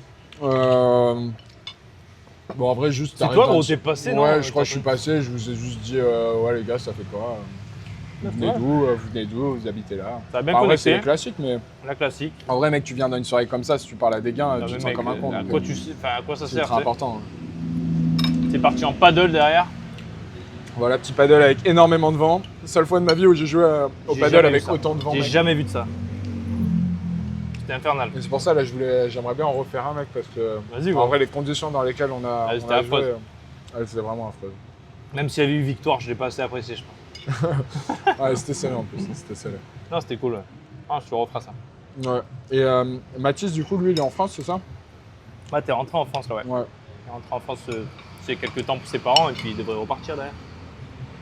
Donc toi et lui, vous n'êtes pas expatriés, parce que je vous ai rencontrés en même temps, c'est pour ça que Voilà. je dis vous, mais Là, on a une vous société. êtes encore attachés à la France. Ouais. Encore, ouais. Et comment tu te projettes sur tes futurs projets? Est-ce que tu dois habiter à l'étranger? Ou est-ce que pour toi, tu veux toujours avoir un point de repère en France? Et peu importe la fiscalité ou le mode de vie? Comment Moi, tu toi, te projettes, genre? J'aime beaucoup la France, mais le pays en lui-même, pas l'État. Tu vois, je suis en dissonance avec l'État, mais le pays, j'adore. Là où j'ai grandi, je suis passionné de là où j'ai grandi. J'ai grandi dans une petite campagne en Ardèche et j'adore y retourner. Mais je sais que je pourrais pas y vivre, du moins sur du moyen terme, parce que ce soit les croyances, que ce soit la vision globale, l'échange, il n'y a rien de stimulant. Tu peux pas te développer et t'élever si tu restes là-bas. C'est impossible. Parce que tu es le seul en fait. Moi, quand je me suis lancé dans l'entrepreneuriat tout seul, il n'y avait pas un mec qui faisait ce que je faisais, tu vois. Avec Mathis, on s'est retrouvés comme ça au dernier moment, mais personne ne fait ça. C'est impossible. C'est soit tu es salarié, soit. Bien sûr. Ça n'existe pas. Donc ça a été très dur. Il y a eu beaucoup d'écarts qui s'est creusé avec les autres. Pas un écart où j'étais au-dessus, juste des chemins différents, tu vois, qui se sont vraiment éloignés. Et je me suis dit, non, là, pour le moment, je ne peux pas me mettre là-bas. Je vais m'expatrier. Donc là, je suis dans une période où je cherche un peu un endroit qui me convient à 100%. Ok, donc tu ne sais pas encore où. Parce que du coup, tu pars du principe que si tu t'expatries, tu vas devoir y vivre au moins 183 jours dans l'année. Exactement, bien sûr. Okay, ouais. Complètement. Donc tu vois, Bali, j'aime bien. Le truc qui me fait un peu chier, c'est le décalage horaire. Parlons de Bali, parce que mec, là, pour le coup, j'ai pas mal de choses à dire de Bali. Vas-y. Comment tu trouves Bali? Est-ce que c'est la première fois que tu es venu là? C'est la deuxième fois. Deuxième fois. Et du coup, tu as passé combien de temps la première fois? La première fois, je passais 2 mois. 2 mois, et là, tu restes combien de temps? Pareil. 2 mois, ok. Qu'est-ce que tu penses de Bali là? La première fois était bien plus hype. C'était mon premier voyage. J'avais des étoiles plein les yeux, je découvrais, je sortais de ma France. Dinguerie. Là, je suis revenu. C'est pas la même chose. Ok. J'adore, tu vois, genre les échanges avec les locaux et tout. Tu peux tomber sur des gens qui sont exceptionnels. Moi, j'aime beaucoup. Mais il y a des trucs qui me dérangent un peu, tu vois, que ce soit par exemple la pollution, que ce soit par exemple le surtrafic, mec, le surtrafic, tu vois, tout le temps, tu vas bouger, c'est compliqué. Ça, c'est un peu relou. Un truc qui est vraiment quand même bien, c'est les services. Tu as des services de foot, tu as des magnifiques salles de sport, tu peux super bien manger. Les salles de sport sont cool. Un peu cher des fois, mais un peu cher. Cool. Mais tu sens que c'est bien. Et là, c'est tellement en surdéveloppement. Je pense que d'ici quelques années, ça va pas devenir quelque chose de vraiment aussi paradisiaque qu'on a pu le vivre au tout début, tu vois. Moi, je pense que c'est l'inverse. Moi, j'ai un peu du mal à me projeter sur ça. J'ai l'impression que ça se développe tellement vite qu'ils sont pas prêts à l'encaisser, tu vois. Ah, me dis pas ça, je suis en train de faire construire ma villa là. Ah non, mais je rigole. Peut-être pas. Hein. C'est mon avis, mais vas-y, explique un peu toi. Moi, personnellement, effectivement, je suis d'accord sur le fait que sur les réseaux sociaux, les gens idéalisent beaucoup Bali et que quand tu y arrives vraiment, tu te rends compte que c'est pas la réalité. Mais au final, avec du recul, cet effet de idéaliser un endroit et se rendre compte que c'est pas la réalité, c'est partout, mec. Enfin, tu vois, c'est un exemple tout con, mais demain, je sais pas, tu peux idéaliser New York à travers les vidéos que tu vois sur les réseaux et c'est magnifique, les buildings, etc. Et personne va montrer les crackheads qui sont là à mendier, tous les SDF par terre. Enfin, la saleté de certaines rues. Et du coup, en vrai, c'est partout. Sur les réseaux, en fait, ça montre que ce qui est beau parce que les gens montrent ce qui est beau pour montrer qu'ils vont dans des beaux endroits. Ils vont pas montrer. C'est rare qu'on montre les côtés un peu néfastes. On remarque des fois maintenant, les gens ils montrent le côté néfaste pour buzzer. Un peu plus pour buzzer. Ouais. Mais du coup, à Bali, il y a des points négatifs. Mais pour moi, je trouve que c'est un endroit qui apporte tellement. En fait, tu sais, quand tu vis dans un endroit, par exemple, tu peux faire un peu une échelle de tout ce qui est important pour toi. Par exemple, tu peux séparer business et personnel. Tu vois, par exemple, en perso, tu vas à un endroit où tu peux rencontrer facilement du monde, peut-être facilement te trouver une copine, avoir une relation. Ça, c'est important. Un endroit où tu peux manger de la bonne nourriture. Un endroit où tu peux vivre de tes passions. Donc, si tu adores la salle de sport, tu vois, il y a des belles salles de sport. Moi, par exemple, j'adore surfer. Je peux surfer, tu vois, c'est un gros point pour moi. Enfin, bref. Donc, en vrai, chacun met ses critères. Et après, d'un point de vue business, toi, dans un business, ton but, c'est quoi? C'est de faire du réseau et de gagner du temps. Parce que, mine de rien, dans une journée lambda, du temps, tu vas souvent en perdre pour plein de petits trucs futiles. Par exemple, faire à manger, faire le ménage, faire la vaisselle, toutes les conneries comme ça. Au final, tu t'en rends pas compte. Mais rien que le fait des fois d'y penser, le fait d'en parler avec tes potes si t'es en coloc, c'est à toi de le faire, ça. Au final, sur la semaine, le fait de faire et d'en parler, mec, ça t'a fait perdre peut-être, par exemple, je sais pas, je dis une connerie, 6 heures, tu vois. Parce que des fois, mec, si t'aimes bien cuisiner, Ah mec, moi quand je cuisine, je prends 1 heure des fois. Ah, Genre, ouais. tu vois, mais c'est bien, c'est un petit moment que je kiffe, j'adore cuisiner. Tu as travaillé toute la journée, tu cuisines 1 heure, c'est cool. Mais cette heure-là, tu aurais pu faire autre chose. Tu aurais pu apprendre l'anglais, tu aurais pu lire un livre, te développer, apprendre des nouvelles compétences. Enfin bref, tu peux l'utiliser pour plein d'autres choses que faire la cuisine, tu vois. Et du coup, tout ça font que, en fait, au final, un Bali coche beaucoup de points. Oui, je suis d'accord, il n'y a pas le côté européen. Genre, par exemple, tu vas pas te balader. Enfin, c'est dur de vraiment se balader sur les trottoirs à Bali et d'apprécier, tu vois. Genre, franchement, dans n'importe quelle capitale ou grande ville en Europe, tu peux aller mettre tes écouteurs et te balader et kiffer ton après-midi, tu vois, visiter plein de magasins, etc. Là, en vrai, tout le monde se déplace en scooter. Tu te balades sur les trottoirs, tu as des scooters qui passent à gogo, des fois, mec, ça te frôle. Et puis, ça pue toujours un peu l'essence. Donc, il y a plein de côtés un peu néfastes, je suis d'accord. Mais au final, moi, dans une ville en Europe, me balader comme ça pour aller à gauche ou à droite, etc., de un, je vais m'y habituer trop vite. Tu vois, en vrai de vrai, quand tu arrives dans une nouvelle ville, une nouvelle capitale, tu te balades avec tes écouteurs, tu le fais une fois de temps en temps, tu vois. Peut-être une fois toutes les 2 semaines ou le reste de la semaine, mec, tu vas peut-être rejoindre des amis, faire des activités, travailler, rentrer chez toi, etc. Donc au final, les petits trucs que tu kiffes vraiment de l'Europe, en fait, ça représente un tout petit pourcentage de ton mois, tu vois. Et derrière, les avantages que Bali t'apporte, par contre, eux représentent un plus gros pourcentage de ton temps. Je sais pas comment dire. Et puis il y a aussi, du coup des points négatifs, comme il y a des très belles plages, il y a des îles un peu partout que tu peux aller visiter et du coup découvrir. Tu peux aller te prendre un week-end aux îles Gili, tu peux aller te prendre un week-end à Nusa Penida, etc. Et du coup toujours découvrir des endroits plus jolis, justement avec moins de pollution, etc. Je pense que c'est une balance. Et c'est une balance en fait à choisir par rapport au ratio, ce que tu aimes, ce que ça t'apporte en termes de temps, pareil, de temps, de service, etc. Et après, c'est à toi de voir aussi, est-ce que tu viens dans l'idée de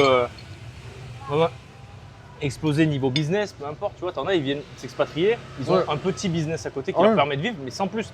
Et du coup, ils viennent là pour le cadre, t'en as, ils viennent là plus pour la fiscalité ou peu importe. Je pense que c'est pas non plus, si t'es clean, t'es 100% clean, la fiscalité, c'est pas si intéressant. Ouais, c'est vrai. Bien sûr, en gros, le truc, c'est que ici en Indonésie, ils sont pas trop regardants pour les expats. Mais vu comment ça évolue, à mon avis, ils vont le devenir de plus en plus. Et si tu es vraiment clean, l'Indonésie, c'est pas intéressant. Après, oui, il y a plein de règles. Je suis pas non plus un pro de la fiscalité en Indonésie, mais du moins, rien que sur l'impôt sur le revenu, si tu déclares vraiment ce que tu gagnes à proprement parler, 30, non ? Ouais, tu montes facilement dans les 30%.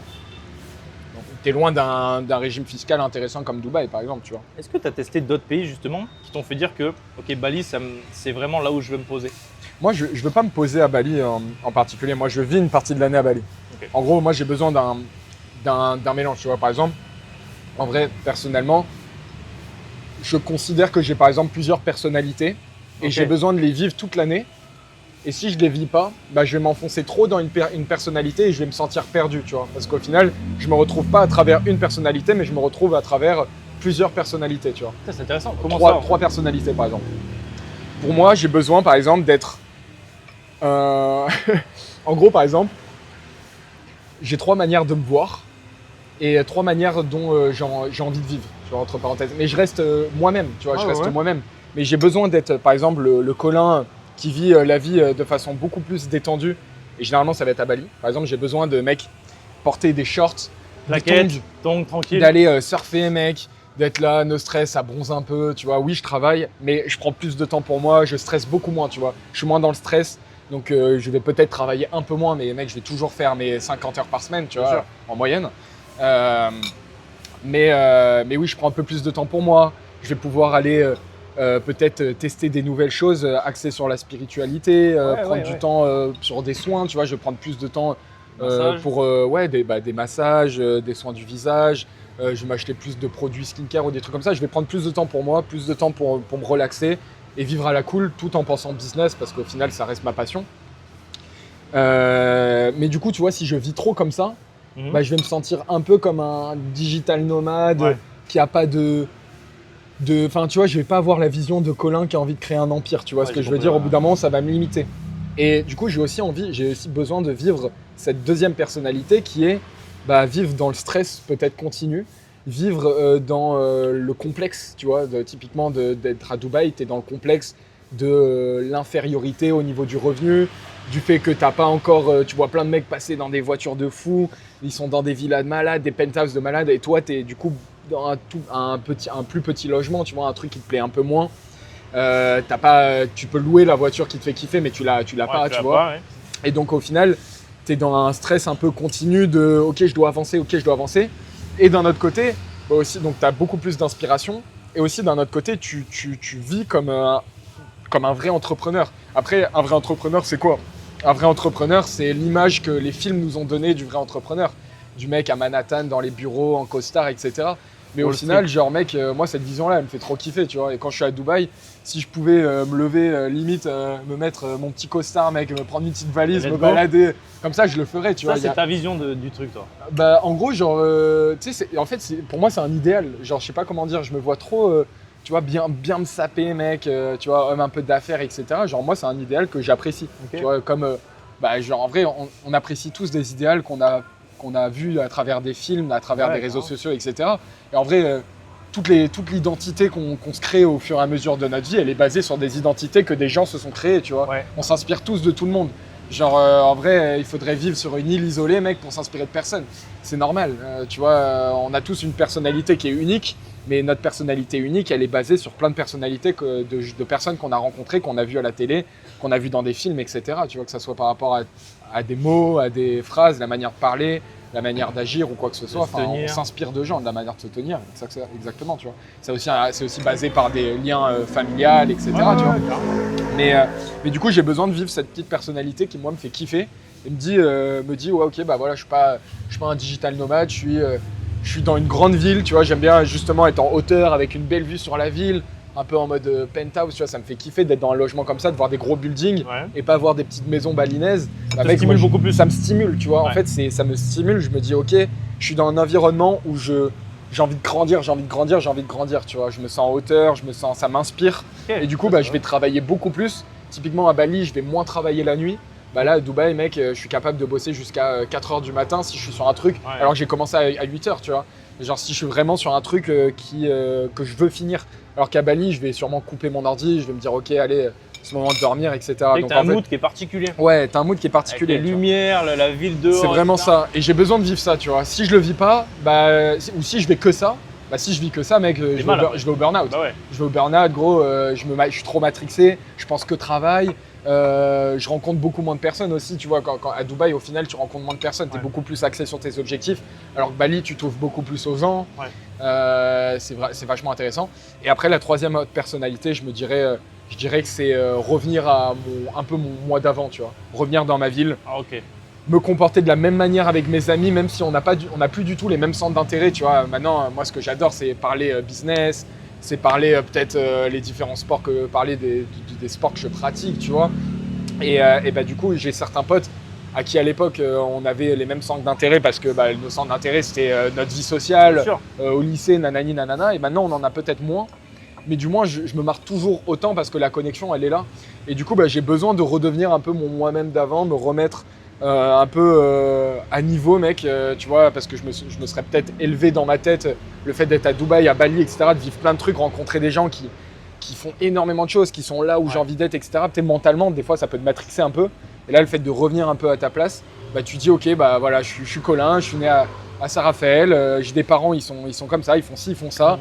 Genre, bah voilà, en fait, tu reviens un peu à ton toi d'avant, tu reprends à dire, tu reviens à une réalité de dire, bah 2000 € en France, c'est un bête de salaire, tu vois, alors que quand tu es à Bali ou que tu es à Dubaï, 2000 €, ça te paraît, mais rien du tout, tu vois. Et du coup, bah, le fait de revenir un peu en France, revoir ses amis, voir comment ils avancent, bah, toi, déjà, ça te réconforte sur tes choix parce que tu kiffes ta vie. Et puis, ça te permet de reposer les pieds sur terre, de revoir la tête sur les épaules. Et c'est grave important de revivre cette personnalité qui est ton toi d'avant, entre parenthèses. Et du coup, bah, pour moi, c'est un peu les trois qui me complètent et qui font que qui m'apporte un équilibre en fait, tout simplement. Et pour moi, Bali en fait partie et du coup, c'est pour ça que j'aime bien passer une partie de l'année à Bali, tu vois. Comment tu découpes ton temps sur l'année du coup ? En vrai, maintenant que je suis expatrié à Dubaï, je dois y passer au minimum quand même, par exemple 3-4 mois. 3-4 mois, important. Okay. Donc en vrai, dans tous les cas, je kiffe. Pour moi, c'est parfait, 3-4 mois, etc. Et j'en profite à fond. Mais du coup, ça me laisse, on va dire peut-être 4-5 mois à Bali, éventuellement, à peu près le même temps que Dubaï. Et après, le reste de l'année, nous, avec mes potes, on adore visiter un pays pendant 1 mois ou 2 mois. Trop bien. Cette année, là, en début d'année, on était à Lisbonne. Et après, là, en fin d'année, on part au Japon et en Chine. Trop bien. Et du coup, on se fait toujours un petit voyage de 1 mois, 2 mois, etc. Ça nous permet de s'inspirer, découvrir des nouveaux lieux, etc. Il faut en profiter du fait de bosser à l'étranger. De pouvoir bosser en ligne, il faut en profiter. Et après, le reste du temps, au final, il reste plus beaucoup de temps. Il reste peut-être 2 mois sur l'année. Et du coup, ça me fait les vacances au ski, Noël avec la famille et un petit mois en France l'été. Comment ils le vivent tes parents, le fait que tu sois 10 mois sur 12 à l'étranger, du coup? En vrai, ils le vivent bien, mec. Hein.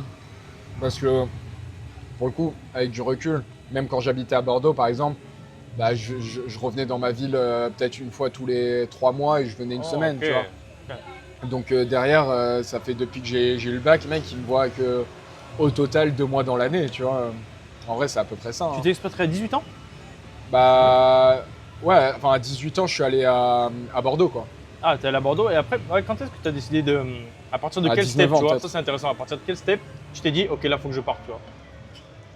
En vrai, à 18 ans, je suis parti à Nice, du coup, faire mes études de 4 mois. Des études de 4 mois, je sais pas si on peut appeler ça des études. Mais du coup, en vrai, pour moi, il fallait partir directement. Et après, oui, je suis pas resté à Nice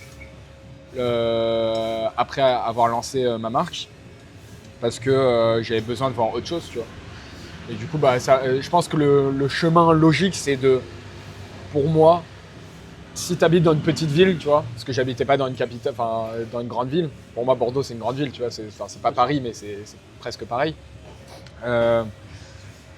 Aller dans une grande ville, peut-être? Le but, ouais, pour moi, c'est d'abord, avant de s'expatrier quelque part à l'étranger ou de goûter vraiment la vie à l'étranger, c'est ultra important de tester 1 an dans une grande ville en France ou en Europe, si on n'a pas envie de rester en France, comme Paris, Bordeaux, Marseille, etc. C'est ultra important parce que pour moi, derrière, si tu l'as pas goûté, t'as pas de point de comparatif avec l'étranger.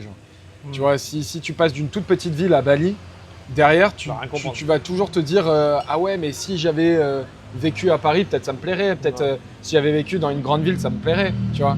Et du coup, dans les moments où Bali, ça va te gaver, tu vas penser à la France, tu vas dire ah mais peut-être que je suis fait pour vivre dans une grande ville. Alors que si tu l'as fait avant, en fait, ça te donne un point comparatif et ça te rappelle les points négatifs des capitales, tu vois, que tu trouvais quand tu y habitais et qu'au final, tu n'as plus quand tu habites à Bali. Donc ça te fait un point de comparatif et ça te permet des fois de mieux te sentir à l'étranger, tu vois. En tous les cas, je pense que avant de prendre des décisions comme ça, il faut essayer, il faut tester. Tu sais, on cherche toujours le choix parfait, la meilleure décision, putain, faut que je fasse ci, je fasse ça. Ah ouais, mais mec, de ouf. Alors qu'en vrai, gros, t'as juste à l'essayer. Tu vois si ton âme, ton envie, elle part dans ce truc-là, tu le sens, ouais. Tu le sens, tu sais que c'est la bonne décision ou non. Si tu testes pas, tu peux pas savoir. Et moi, j'étais longtemps dans ce dilemme. Ça y est, j'étais en France. Je voulais me poser à Bali parce que j'ai vu d'autres le faire. Mais en fait, j'avais jamais essayé, tu sais, j'avais jamais essayé d'autres pays. Au final, je me suis rendu compte que moi, le décalage horaire, c'était une problématique, tu vois. Ouais. Je fais tellement d'appels toute la journée que j'ai besoin quand même d'avoir moins de décalage. Donc Dubaï, pour ça, c'était intéressant. Mais maintenant, je me dis, bon, Dubaï, moi, je suis quelqu'un qui vient de la campagne, j'aime bien la ville. Ouais. Ça m'a pas tant stimulé que ça. Ouais. Ça m'a donné envie, mais j'ai envie de retrouver certaines bases. Donc pourquoi pas tester d'autres pays, tu vois. Ça peut être l'Estonie, ça peut être le Portugal, ça peut être peu importe, tu vois. Mais juste tester des trucs. La fiscalité, c'est sûr, c'est important. Mais le fait de te sentir bien à un endroit où tu es aligné avec le tout, putain, je pense que ça prime. Hein, ouais. En fait, c'est ça. C'est que je suis trop d'accord d'être. En fait, je suis d'accord sur le fait de faut pas vivre dans un endroit qui te plaît pas. Mais d'un autre côté, vivre une partie de l'année, par exemple, tu vois. Ça, oui. Je te l'ai dit, moi, je veux pas vivre 1 an toute l'année à Dubaï. Ça, je pense que c'est bien ça. Mais du moins, avoir mon point de repère à Dubaï, en fait, c'est mon point de repère. Genre, inconsciemment, oui, je vis à Dubaï. Mais au moins, je sais que les 3-4 mois de l'année, les 4 mois de l'année où je vais y être, ça va être 4 mois où je vais charbonner, tu vois. Et je vais pas penser à aller me balader dans la montagne, aller faire ma petite sortie, etc. Je vais penser beaucoup plus simple, je vais penser travail. Et du coup, c'est un peu ma base de tout. Et derrière, une fois que j'ai accompli ces mois-là, hop, je peux me permettre d'aller prendre du bon temps à Bali, d'aller prendre du bon temps, faire un petit mois en France, etc. Tu vois. Ouais, carrément. Et vivre un peu plus de mes passions, genre. Tu vois, prendre plus de temps pour faire du sport, du surf, des randonnées si je suis en France. etc. C'est quoi ta vision par rapport à ça? Là, quand on t'entend parler, on sent que tu as un truc qui est lointain, tu as vraiment envie d'aller chercher un gros truc avec beaucoup d'impact. Ouais. À partir de quand tu te dis ok, c'est good, j'ai fait ce que je voulais, tu vois. Et tu l'as ce truc. En vrai, non, mais je pense que tous les humains n'ont pas. Hein. Pour moi, c'est impossible de l'avoir, mec, parce que quand tu t'es à fond dans l'entrepreneuriat, tu vas forcément, au début, tu commences l'entrepreneuriat. Pour toi, genre, ouais, un salaire, par exemple, c'est ça, de 3 000 €, c'est énorme, tu vois. Genre, pour avoir un salaire de 3 000 € en France, il faut avoir des belles qualifications. Machin et tout. C'est ça, tu vois. Et même le 10 000 € par mois, mec, quand t'es petit, c'est un truc qui est inatteignable. Ouais, genre, tu dis 10 000 € par mois, il faut être médecin, il faut faire 9 ans d'études. En France, c'est le top 0. Mec, 8 000 €, tu fais je partie regardais des plus ça il y a riches, pas longtemps, ouais. 1 000 €. Bah, déjà, en France, quand tu gagnes plus du double d'un SMIC, donc quand tu gagnes plus de 2 800 € par mois à peu près, t'es considéré comme riche. Oui, j'ai vu, ouais. Ça. Mais par des études. Ouais, par En des vrai, sur les réseaux, etc., t'es pas considéré comme riche, mais les gens considèrent quelqu'un comme riche, on va dire, sur l'aspect social, enfin dans l'univers un peu social, sur les réseaux, etc. À partir de 10 000 € par mois, je pense, tu vois, tu peux être considéré comme quelqu'un qui est vraiment riche. Puis en vrai, la richesse, après, elle se base un peu aussi sur le patrimoine et tout. Il y a beaucoup de choses aussi tu à peux prendre. gagner un mois 10 000 € et les autres mois beaucoup Exactement. moins. Je trouve que c'est pas une vraie Donc, métrique. c'est pas une bonne métrique. Les vraies métriques, Non. en fait, ouais, c'est la Ce qui t'appartient, en vrai. régularité et le patrimoine. Genre. Bien sûr. Tu peux faire des gros mois où Mais tu c'est ça. dépasses. Mais du coup, en généralité, au début, dans la généralité, au début, tu idéalises une certaine tranche de salaire et une fois que tu l'acquis, tu vas commencer à voir des personnes que tu voyais pas avant qui gagnent beaucoup plus. Ouais. En vrai, c'est à cause des réseaux, hein, tout ça. Hein. S'il n'y avait pas les réseaux, mec, je pense que c'est possible que, déjà, peut-être je ferais pas ce que je fais. C'est sûr et certain. Pour faire de la publicité, ça serait autre chose. Donc, je ferais sûrement quelque chose de beaucoup plus simple. Mais du moins, le côté néfaste, c'est du coup, tu vois toujours plus des gens qui ont plus que toi. Et du coup, ça te donne envie d'avoir plus. Et en vrai de vrai, il y a quand même... Enfin, si on part du principe que l'argent fait le bonheur, parce que oui, Il y contribue énormément. il contribue énormément. Bien sûr que si demain, tu as un problème de santé, l'argent ne fait plus le bonheur. La tu vois ce que je veux famille, dire, ouais, la famille, etc. L'argent ne fait plus le bonheur. Je suis totalement d'accord avec toi, mais dans un idéal où tu as une bonne santé, tout va bien avec ta famille, etc., Bien sûr. l'argent te permet de réaliser des rêves, de pouvoir faire voyager ta famille, de pouvoir t'acheter du matériel qui te rend heureux, parce que mine de rien, on a beau critiquer, en vrai c'est faux cul de dire le matériel, il faut pas... Un mec, demain tu t'achètes la voiture de tes rêves, gros, tu vas être heureux toute l'année quand tu vas la conduire, tu vois, tu vas te lever le matin, tu vas avoir hâte d'une chose, c'est monter dans ta voiture et la conduire. Donc en vrai, l'argent fait le bonheur. Et du coup, il y a quand même un vrai levier de croissance à partir de 10 000. Genre 10 000 c'est bien, mais tu vois, 10 000 non plus, tu peux pas non plus... T'as pas le lifestyle qu'on te montre sur les réseaux sociaux. Tu peux pas tout acheter, tu peux pas tout te permettre. Mec, c'est ça, à 10 000 € par mois, faut un peu s'endetter pour pouvoir s'acheter une supercar. Non, Tu mais vois, c'est mec, c'est à 10 000 € par mois, C'est impossible. tu achètes une supercar, c'est 3 ans de travail. C'est énorme. Tu vois, c'est Et aussi, exemple. il y a une grosse différence. T'en as, ils te disent 10 000 € par mois, mais ils parlent en CA, tu vois. Oui, ouais, bon, ça c'est Faut pire. pas- C'est pire. 10 Ça, 000 € c'est de pire, CA, ouais. c'est que dalle en vrai. Ah On bah, se rend gros. pas compte. 10 000 € net, Le là, pire, c'est pas la même métrique, tu vois. encore, tu fais de l'infoprenariat ou des Oui, t'as des accompagnements marges de comme fou, toi. ok, ouais. Tu peux dire, tu peux à la limite dire que tu gagnes tant pour ton chiffre d'affaires parce que on va dire, t'as une grosse marge. Mais le pire, c'est les e-commerçants, C'est mec. quoi pour toi une grosse marge? Toi, t'es dans l'e-commerce, alors déjà, tu te fais un peu ramasser sur ça, mais. Bah gros, C'est dans quoi, l'e-commerce, c'est ça. Demain, tu vois un mec dire je génère 10 000, il est loin de gagner 10 000. Hein. Le frérot, il gagne un SMIC alors. Hein. Ok. Les marges, c'est combien généralement en moyenne? En moyenne, C'est 30? non, moins. Moins de ça? À moins. Moins de à ça, moins, ouais. moins. Putain, c'est une En dinguerie, vrai, ça. en fait, tout dépend à quel niveau t'es. Ouais. Plus tu vas chercher loin en e-commerce, Plus ça plus diminue. ta marge elle diminue. Ouais, En vrai, ok, ton bien ROS il diminue forcément avec le volume de publicité le montant de t'envoies, publicité que tu dépenses. Et puis au bout d'un moment, ton marché, tu vas peut-être aussi le saturer, etc. Donc ça peut être instable. Dans l'e-commerce, tu peux faire des super années, comme des moins bonnes années, etc. Mais bref, en moyenne, après TVA, si tu as un bon shop qui marche très très bien, tu peux t'attendre à avoir 20% de marge. Ah ouais, ok. Si, après TVA. Genre. Après TVA, ouais. Après de profit pur. Si tu es en France, du coup, c'est après TVA, mais sur tes 20%, là, je parle pas. T'as pas encore payé l'IS, Ouais, t'as pas encore payé tes dividendes si tu veux te récupérer ça, nanani, nanana. Ouais. Et encore 20%, 20%, en vrai de vrai, je dirais même plus 15%. Ok. 15% si t'inclus vraiment bien toutes les charges, parce que du coup, après, tu as les salaires, les ci, les ça. Ouais, grave. Donc on en en revient au vrai, c'est capital. ça. Ouais. Quand tu as une société, quand tu as une marque e-commerce et que tu as peut-être 10 personnes dans ton équipe, tu as peut-être genre des vraies dépenses avec des agences, des gros outils qui coûtent cher, etc. et que tu scales à plusieurs millions de chiffres d'affaires, je pense que généralement les gens ils sont sur du 15%. 15% sur l'Europe. Ok. Sur l'Europe. Parce que du coup tu as la TVA. Et oui. Maintenant, quand tu vends aux États-Unis, c'est pour ça là on est en train vraiment de pousser le développement à l'international. Aux États-Unis, tu n'as plus la TVA. Pareil pour le Canada, pareil pour l'Australie. Tu as beaucoup moins de charges. T'en as, mais t'en as beaucoup moins. Et du coup, derrière, oui, le coût d'acquisition est beaucoup plus cher. Parce que du coup, il y a plus de concurrence, il y a beaucoup plus d'annonceurs anglophones. Mais derrière, mec, ça compense largement le fait que tu ne payes pas de TVA dans ces pays-là. Et du coup, tu fais plus de marge. Et quand tu as un e-commerce qui performe aux États-Unis ou en Australie, etc., généralement, tu peux te rapprocher du 30% de marge. Ok, ouais, d'accord. 30% tu peux te rapprocher du 30% de marge. C'est ouf. Je rebondis sur un truc que tu as dit tout à l'heure, c'est quand tu disais l'argent fait le bonheur.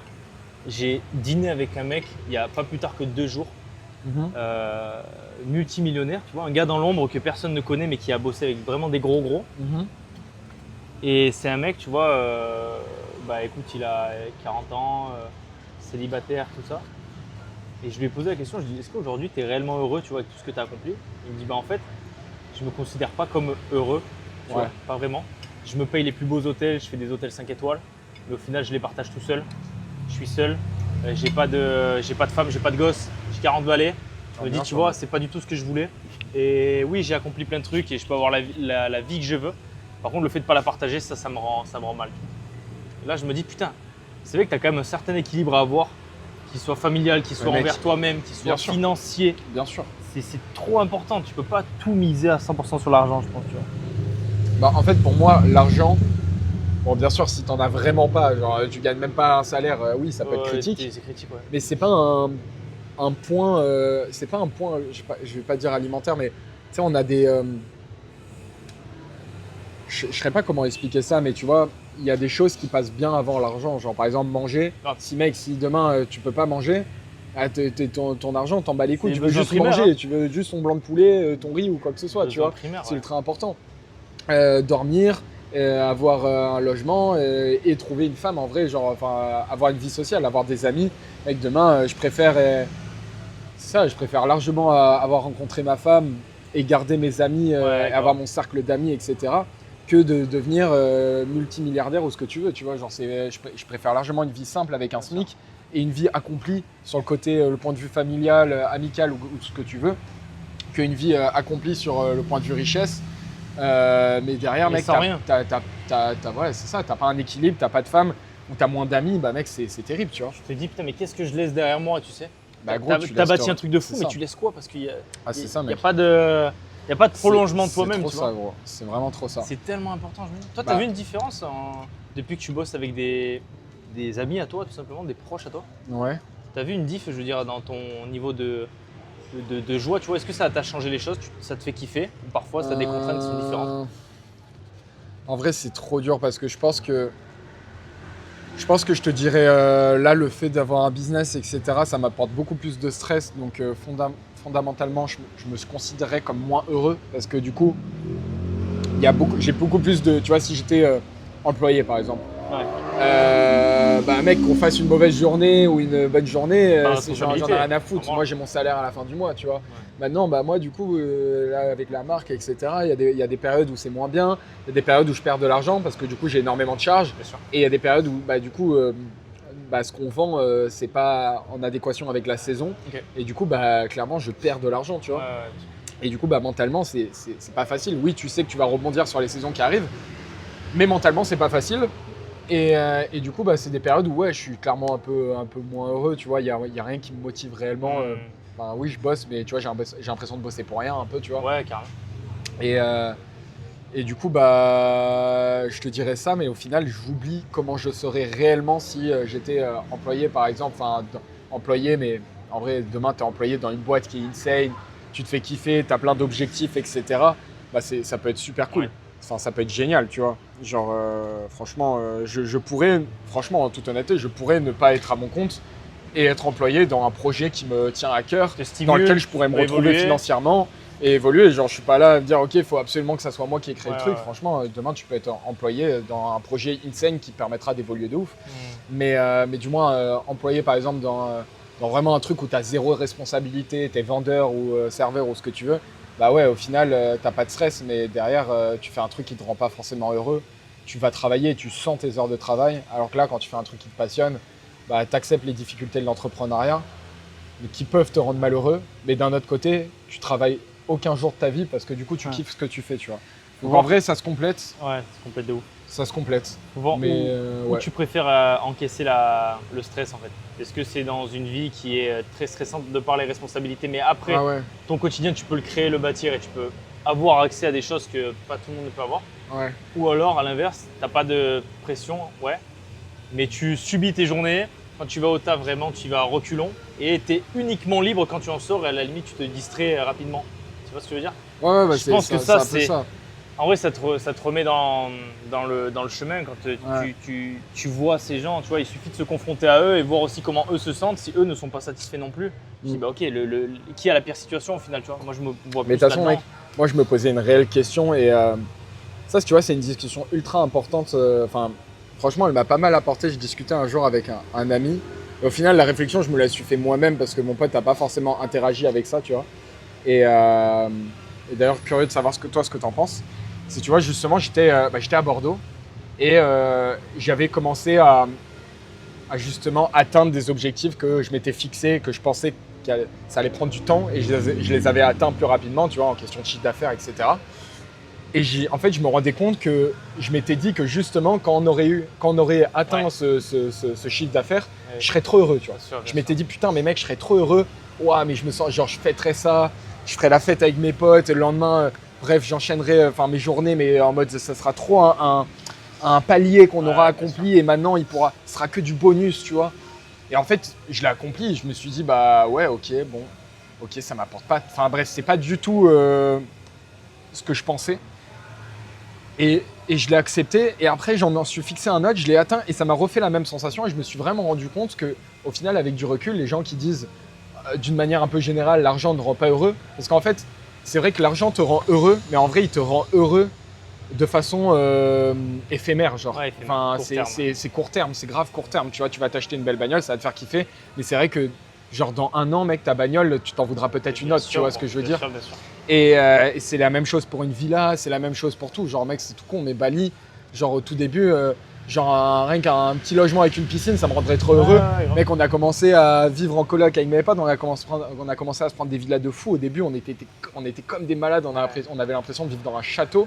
Maintenant, mec, on vit dans ces villas, on est en mode c'est normal. C'est normal, tu vois, et ça me rend plus forcément heureux d'être dans une villa immense à Bali avec une belle piscine, etc. Tu vois. Donc, en vrai, tu t'habitues trop vite au confort. Et du coup, je m'étais posé cette question-là, je m'étais dit, mais genre, qu'est-ce qui me rend vraiment heureux au fond de moi, genre en mode, il y a des gens, mais ça, c'est quelque chose de, je sais pas, soit c'est hormonal, soit c'est je sais pas, c'est là depuis la naissance, tu vois, mais il y a des gens, tu les rencontres et mec, ils sont heureux au fond d'eux, mais genre à un point, genre en mode, tu sais, ils te transmettent la joie. Je sais pas comment dire. Et des gens, ils ont une énergie, mec. Solaire. Ils sont, mais solaire, mais plus que solaire. Il y a plein de gens qui sont solaires, etc. Mais du moins, ils sont pas assez solaires pour te transmettre une énergie, genre du point à te rendre heureux, mec. Je sais pas comment t'expliquer. Il y a des gens, mec, t'as l'impression, tu peux leur faire les pires crasses, il peut arriver n'importe quoi dans leur life, ils seront toujours heureux, tu vois. Ils ont une sorte d'énergie, mec, insane. Et du coup, bah, quand tu vois ces personnes-là, tu dis, bah, en vrai, ouais, c'est une sorte de morphologie, tu vois, genre entre parenthèses. Et tu peux pas te forcer à être comme ça. Tu vas te forcer à être comme ça, limite, tu arrives dans une nouvelle ville, tu dis, ouais, je vais être le mec trop solaire, je vais être le gars trop social, tu vas te forcer 2 secondes. Ça va se voir. Et au bout d'un moment, ça va se voir, tu vois. Du coup, tu peux pas te forcer à être quelqu'un d'autre, mais du moins, je suis quasiment sûr que tu peux faire des choses qui te rendent vraiment heureux au quotidien. Parce que le but, c'est quoi ? C'est d'être heureux, mais au quotidien, mais sans que tu t'en rendes compte. C'est genre en mode, T'arrives, tu te mets sur ton scooter, mec, bam, tu te lèves le matin, tu vas au bureau, tu vas, je sais pas, chez un ami et t'es heureux, tu chantes, t'es avec un pote, tu manges avec un pote, bah mec, tu vois, t'es heureux, t'es content, tu partages, t'es dans le moment t'es présent, content, en fait, etc.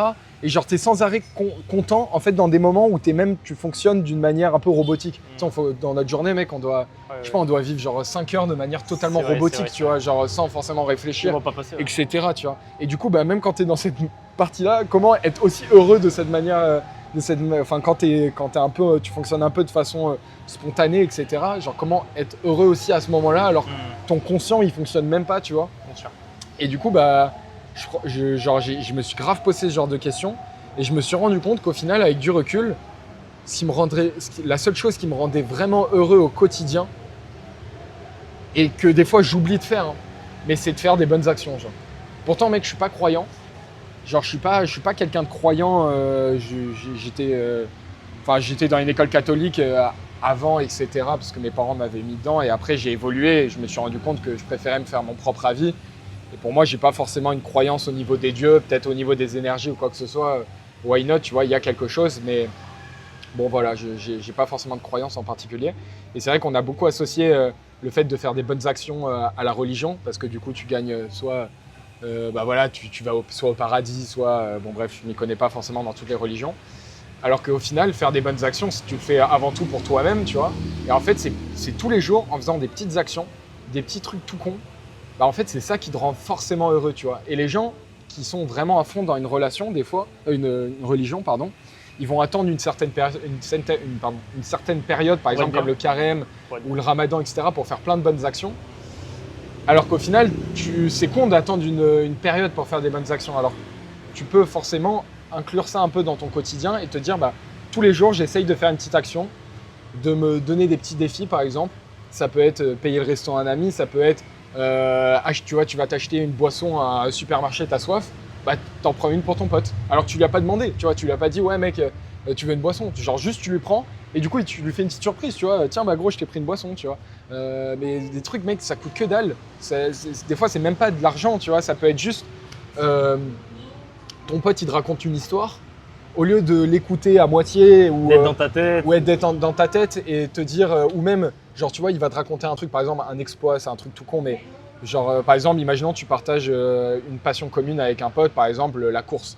Et tu vois, et là, tu vas être du coup, genre, c'est pas que tu vas être en compétition avec lui-même, mais imaginons que vous avez l'habitude de courir ensemble et que du coup, il y a ce petit aspect de compétition qui s'est installé où vous essayez toujours de faire le meilleur temps, un meilleur temps que l'autre, etc. Tu vois, c'est un exemple.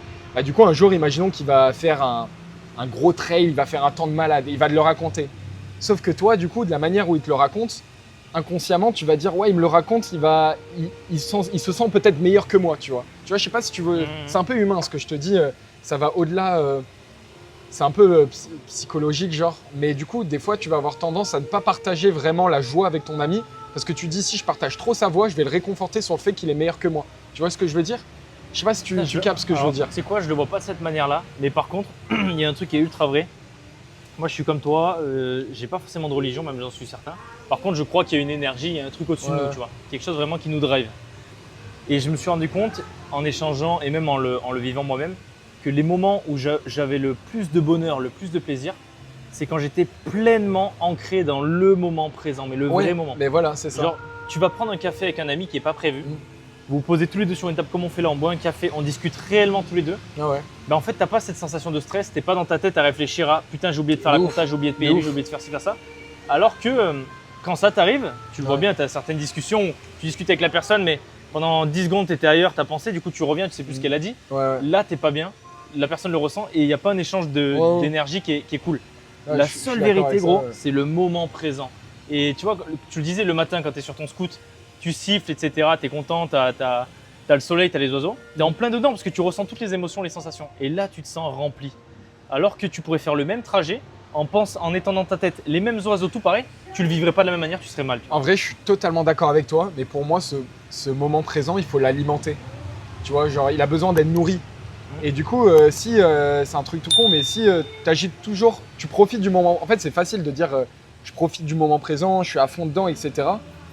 Mais si tu es toujours H24, tu te forces jamais à rien, tu fais toujours les choses de la même manière, sans forcément je sais pas, sans forcément par exemple faire des bonnes actions ou penser aux autres, etc., de se tourner vraiment vers les autres.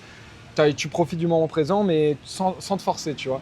Derrière, au final, tu t'habitues à, oui, tu profites du moment présent, mais c'est dur de vraiment profiter du moment présent, tu vois ce que je veux dire? C'est dur. Genre, si tu fais la même chose tous les jours, de la même manière, tu vas pas pouvoir vraiment profiter du moment présent parce que ton cerveau, il a besoin d'être alimenté, donc tu vas dire, ok, profite du moment présent. Puis il y a un truc qui va te passer par la tête, tu vas commencer à être dans tes pensées si tu te et dis, tu vas t'es mort. arrêter. Non, mais si tu te le dis, c'est mort. Si tu te le dis, Bah t'es oui, mort. c'est ça. Mais on revient à un truc où ça, c'est un ami à moi qui a vraiment creusé le sujet, qui est très bon là-dessus, il a beaucoup lu, etc. Il dit en fait, tous les humains font des choses, vivent et mettent en place des choses dans un seul et unique même but, l'amour, être aimé. Ah ouais, Parce qu'en fait, on cherche que ça. Toi, t'offres ta bouteille à ton collègue, tu sens qu'en retour, il est content. C'est un peu ridicule, mais c'est des meilleures choses. Mais c'est les meilleurs moments, je trouve. Moi, Ouais. ça me parle grave parce que c'est la même chose. Tu vas payer un café, il est pas au courant, tu le ramènes, il est refait. Tu vois. Ouais, c'est ça. Mais pourquoi on fait ça? Dans le but d'être aimé, entre guillemets, d'avoir un bon retour. C'est vrai. Et en fait, on revient à la base, tout simplement, on est là pour être heureux. Il faut qu'il y ait de l'amour. C'est un truc de fou, mais il faut vraiment qu'il y ait de l'amour tout le temps. C'est totalement vrai. Que tu la donnes. Quand tu la donnes, tu en reçois énormément. Ou quand tu en reçois, dans tous les cas, on fait tout dans un seul et unique même but, à en recevoir. Pourquoi les gens cherchent à avoir de l'argent? Pour derrière, potentiellement partager des moments avec d'autres. Ou alors se payer des trucs qui leur permettent de recevoir de l'amour aussi. Exactement, ouais. Tout repart de ça, gros. C'est vrai que tout est amour en vrai. C'est une dinguerie. Vrai, mec. Mais je te jure que la vie est ça. C'est très très juste. C'est très très juste. Et au final, du coup, c'est ça, c'est faire des actions. Ce que je disais juste avant, au final, tu fais des actions, mais du coup, tu te sens. En vrai, ça serait un peu faire des bonnes actions en attendant quelque chose, de dire j'offre quelque chose à mon pote pour qu'il m'apprécie plus, tu vois ce que je veux dire? Ça serait un peu néfaste de dire ça, tu vois. Donc au final, des fois, c'est bien de donner sans rien attendre. Entre parenthèses, genre, en vrai, de toute façon, quand t'établis une amitié, t'as pas besoin tu vois, de faire plein de bonnes actions pour que l'amitié, ça se fait naturellement, une amitié qui évolue, tu vois ce que je veux dire. Peut-être que pour quand tu rencontres ta future femme, voilà, tu as une relation avec une meuf, peut-être qu'effectivement, lui offrir des choses, etc. Faut pas que la relation se base là-dessus, mais tu peux te dire inconsciemment, ok, je vais lui offrir des cadeaux, je vais lui faire des surprises. Ça peut être même une surprise en mode, toi, tu arrives alors que c'était pas prévu, etc. Tu te dis, je crée des moments uniques et je me démarque des autres mecs éventuellement qu'elle aurait pu rencontrer et du coup, j'apporte de l'unicité, etc. Et du coup, tu renforces ta relation, tu vois. Avec une meuf, peut-être que tu te dis, ok, je vais faire des choses pour améliorer ma relation. Alors qu'en vrai, avec des potes, mec, tu t'en bats les couilles. Genre, t'apportes des trucs, mais c'est purement pour faire kiffer la personne. C'est juste parce que tu kiffes bien la personne et tu t'en fous, tu vois. Donc non, mais en vrai, c'est très réel. Mais là, on parle beaucoup de l'amour par rapport aux autres, mais aussi à soi-même, tu vois. Être capable de s'en donner. C'est exactement ça. S'en donner réellement, mec, c'est un putain de skills. Et il y en a trop peu qui se le mettent en dernier plan. Et moi, se dire que t'es une bonne personne. Mais oui, se dire que t'es une bonne personne, te donner de l'amour, c'est-à-dire parfois te faire kiffer, tu vas te faire ton propre massage tout seul. Tu vas te payer un restaurant tout seul. Moi, je kiffe parfois le resto seul, tu vois, et c'est un truc que j'ai eu du mal à le faire. Mais juste, mec, t'es avec toi-même, t'es bien. Et je pense que pour être heureux, il faut déjà être heureux avec soi-même avant d'être avec les autres. Il y en a, ils cherchent trop une personne pour recevoir de l'amour et combler un vide qu'ils ont en eux. Alors que si t'es déjà bien avec toi-même, putain, mec, mais les relations, elles sont décuplées, tu vois, c'est incroyable. Les mecs, faut d'abord se trouver, s'aimer soi-même et c'est super dur. En vrai, c'est dur, ouais. En vrai, je pense que si tu arrives à être une bonne personne, te comporter de la bonne manière, de la manière dont tu as envie d'être avec les gens, c'est facile de s'aimer soi-même pour sa personne. Après, s'aimer physiquement, etc., c'est une autre question, tu vois. C'est une autre question. Mais du moins, en vrai, par exemple, c'est tout con, mais s'aimer physiquement, tu dépends de certains facteurs, tu vois, de complexes, de ci, de ça. Alors que s'aimer tu peux les pour changer, la manière, et c'est là, les complexes, tu peux les changer, mais c'est dur. Après, non, mais les physiques, les complexes physiques, etc. Tu peux travailler ta vision sur ça, en vrai. Oui, tu peux travailler ta vision, mais tu vois, genre, il y a quand même des petites étapes. Des fois, je sais pas, par exemple, tu nais, mec, avec. T'es très très petit, par exemple. T'es très petit, par exemple, tu peux pas faire de la chirurgie pour ça, non, tu vois. Évidemment. Donc oui, tu peux la travailler. Faut pas que ça nique ta vie, mais tu l'auras peut-être toute ta vie, tu vois ce que je veux dire. Et tu vas pas pouvoir grandir, passer de 1m60 à 1m80. C'est pas possible. Alors que si tes complexes, ils sont plus sur ta manière d'être, par exemple. Tu t'aimes pas toi-même parce que tu te rends compte que les gens t'apprécient pas forcément, parce que t'es pas forcément bon avec eux, parce que t'écoutes personne, parce que tu fais pas forcément de petites actions, etc. Du coup, ça te rend peut-être malheureux. Tu te dis, je suis pas un mec cool, je suis pas un mec qui apporte des choses aux autres et du coup, les gens m'apportent rien et du coup, il n'y a pas de partage, etc. Et du coup, ça, c'est un complexe au final que tu peux avoir. Tu vois, les gens peuvent se sentir mal au fond d'eux parce qu'ils n'arrivent pas à être socialement la personne qu'ils ont envie d'être. Et ça, justement, ça se travaille, tu vois. Parce qu'au final, si tu as un idéal, tu vois, on a tous des idéals physiques, des idéaux physiques, etc. Mais du coup, mentalement, on en a aussi, tu vois. Il y en a qu'on ne pourra pas forcément atteindre, comme on disait, être ultra solaire, débordé d'énergie. En vrai, si tu l'as pas ça, tu peux pas l'avoir. Tu peux pas l'inventer non plus. Tu peux te forcer, tu peux pas l'inventer. Mais il y a des choses que tu peux vraiment faire qui, au final, vont te rendre heureux et vont te permettre justement de recevoir un peu plus d'amour parce que tu te comportes d'une meilleure manière avec les personnes et les autres, et de faire plein de petites actions qui, au final, toi, te rendent heureux. Donc, tu t'apportes aussi de l'amour. Tu te dis, ah, putain, je fais plein de petites actions au quotidien. Ça représente des fois pas grand-chose, mais moi, ça m'a rendu heureux, tu vois. En fait, ça t'apporte de la dopamine de rendre heureux les gens, tu vois. Complètement. Genre, mec, ça apporte vraiment de la dopamine. D'énergie, en vrai. C'est trop ça. C'est trop ça. Et donc, au final, tout ça, tu peux le changer demain si mentalement, tu n'es pas la personne que tu veux être socialement ou mentalement, tu peux tellement le changer. Des fois, c'est dur, il faut faire un reset, limite partir à l'étranger pour être une nouvelle personne. Exactement, ça j'en suis Parce sûr. que tu peux pas être le mec qui, dans sa ville de naissance, qui s'est toujours comporté, par exemple, comme pas un enfoiré, mais genre en mode qui a jamais porté attention aux autres, qui jamais fait de bonnes actions. Ouais. Par exemple, il trouve sa moitié et du coup, la personne petite n'a plus du tout de complexe par le fait qu'elle ait trouvé son partenaire ou sa partenaire. Et du coup, elle s'en bat les couilles parce que, au final, les complexes physiques, on leur donne de l'importance par rapport au fait de est-ce qu'on va trouver quelqu'un et tout. Genre, tu vois, en vrai, c'est tout con, mais en tant que mec, si on a des complexes physiques, on va en avoir beaucoup plus célibataire que si on était en couple, tu vois. Ouais. Mec, une fois que tu es en couple, tu es bien avec ta meuf, tu dis, ok, j'ai la meuf, je la kiffe, elle me kiffe. Voilà. En vrai, tes complexes, mec, tu les oublies, tu t'en bats les couilles. Ouais, tu peux te dire, j'ai été accepté, c'est bon, j'ai plus. Mais t'en as qui tombent dans le piège de j'ai plus besoin de travailler sur moi, tu vois. C'est ça, tu vois. Mais du coup, quelqu'un qui a des gros complexes physiques, comme par exemple la taille, au final, quand tu es célibataire, mec, rien que tu vas sur des sites de rencontres, il y a des meufs, elles vont mettre, et c'est vrai, franchement, tu le vois, des fois, je veux un mec grand, je veux un mec ci, je veux un mec ça, mec. Et ça peut être vraiment des barrières, des fois, tu vois, pour des mecs qui font 1m60, 1m55, tu vois. Et en vrai, c'est bien, genre mentalement, tu peux être heureux avec ça. Et il faut réussir à le travailler si c'est vraiment des choses qui t'impactent. Sinon, mec, c'est le truc à travailler, tu vois, avant de travailler sur n'importe quel truc, avant même de travailler sur un business, si tu as un complexe qui te détruit, il faut travailler dessus pour te rendre heureux avec ça. Mais il faut aussi accepter le fait que, c'est normal d'y penser, tu vois, c'est normal d'y penser, c'est normal des fois que ça peut t'impacter. Je sais même pas pourquoi on discutait de ça. Non, mais je trouve en vrai, c'est intéressant. On parlait de l'amour, on revenait sur l'amour. Ouais, c'est ça. Je pense que tu peux quand même changer d'identité. Tu vois, je connais des gens qui sont pas très très grands, même très petits. Et c'est des gens, ils ont ultra confiance en eux, même plus que certains. Ouais, en vrai, t'as raison. Parce que le mec, il a fait un boulot de monstre sur lui. Il s'est créé une sorte de, pas de carapace, mais presque. Et maintenant, tu peux lui parler de ça, il est plus du tout atteint, tu vois. Mais je trouve ça dingue, je suis totalement d'accord qu'il y ait des personnes qui s'ouvrent, etc. Mais genre, au fond, je trouve ça normal de toujours avoir un complexe parce que du coup, tu vois, mec, c'est comme, pour moi, ça, c'est exactement la même chose que le business. Tu vois, on parlait du fait, tu arrives à atteindre 10 000 € par mois, mec, tu pensais à atteindre un idéal qui allait te rendre heureux toute ta vie et bam, au bout d'un moment, tu vas t'y habituer et tu vas dire, je veux 100 000. Donc en fait, oui, tu vas être heureux parce que tu as de l'argent, tu vois ce que je veux dire. Ouais, c'est vrai.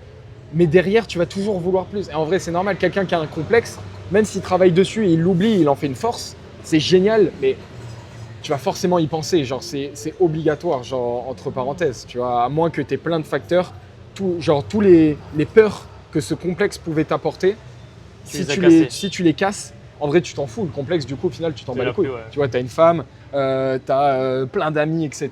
Tu vois, tu n'as plus du tout peur du jugement des autres parce que du coup derrière, mec, tu as accompli tout ce que tu avais à accomplir, derrière tu t'en bats les couilles, tu vois. C'est comme, mec, demain tu es célibataire, tu te brûles le visage.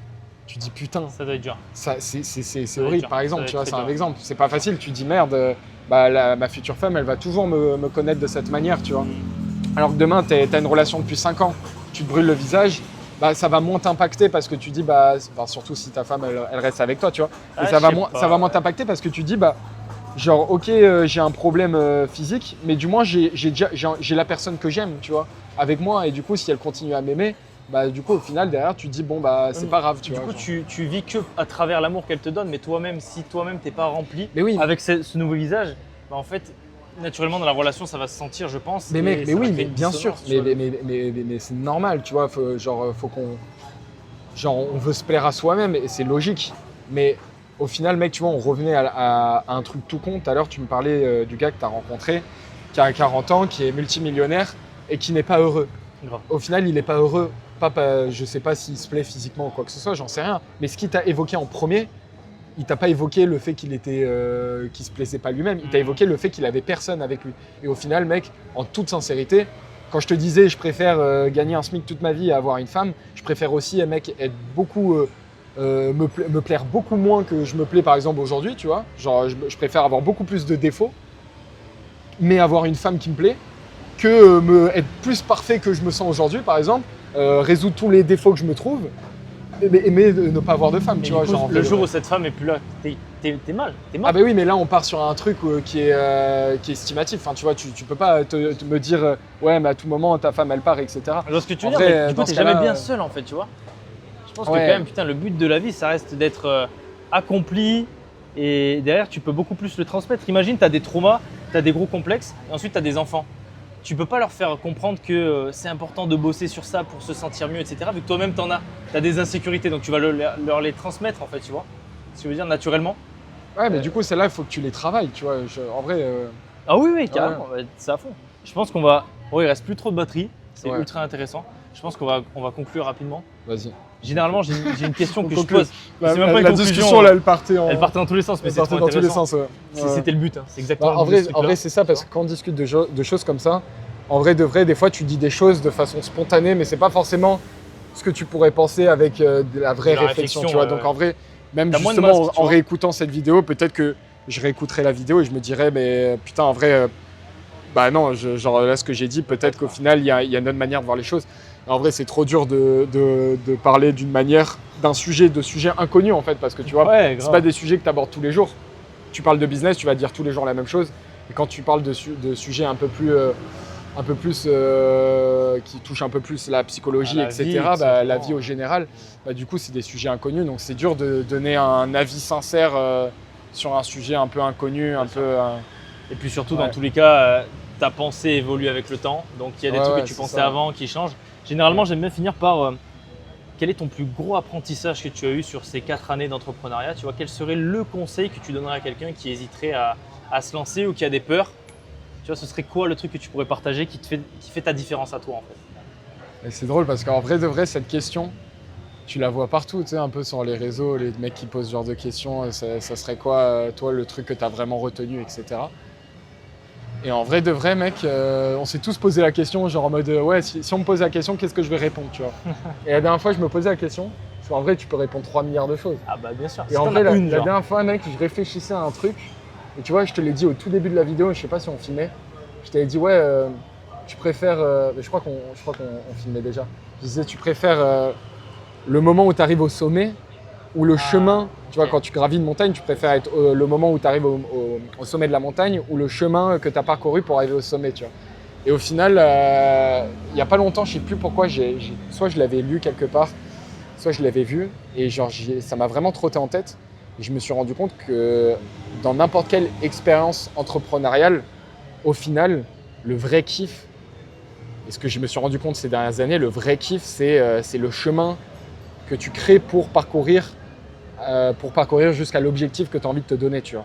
Et du coup, l'idée, si tu veux vraiment kiffer l'expérience entrepreneuriale, créer un projet qui a du sens pour toi et vivre heureux, c'est de te créer le plus beau chemin possible.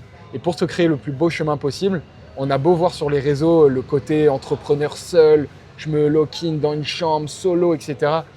Sur des années, limite sur des années, mec, franchement, tu peux pas être heureux avec un chemin comme ça. Oui, tu accomplis des objectifs personnels, tu te dépasses. Mais pour moi, c'est ultra important. Après, c'est mon point de vue personnel. Il y a des gens, ils sont pas du tout sociaux et ils adorent passer, ils préfèrent passer du temps seul quand dans leur expérience entrepreneuriale, tu vois. Ils préfèrent être seuls, etc. Mais au final, moi, je trouve ça trop cool de s'entourer de gens qui travaillent dans ton business ou pas, tu vois. Donc, avoir des employés, mais aussi des employés qui sont tes amis, tu vois. Ou l'inverse, avoir des amis qui deviennent tes employés ou tes partenaires.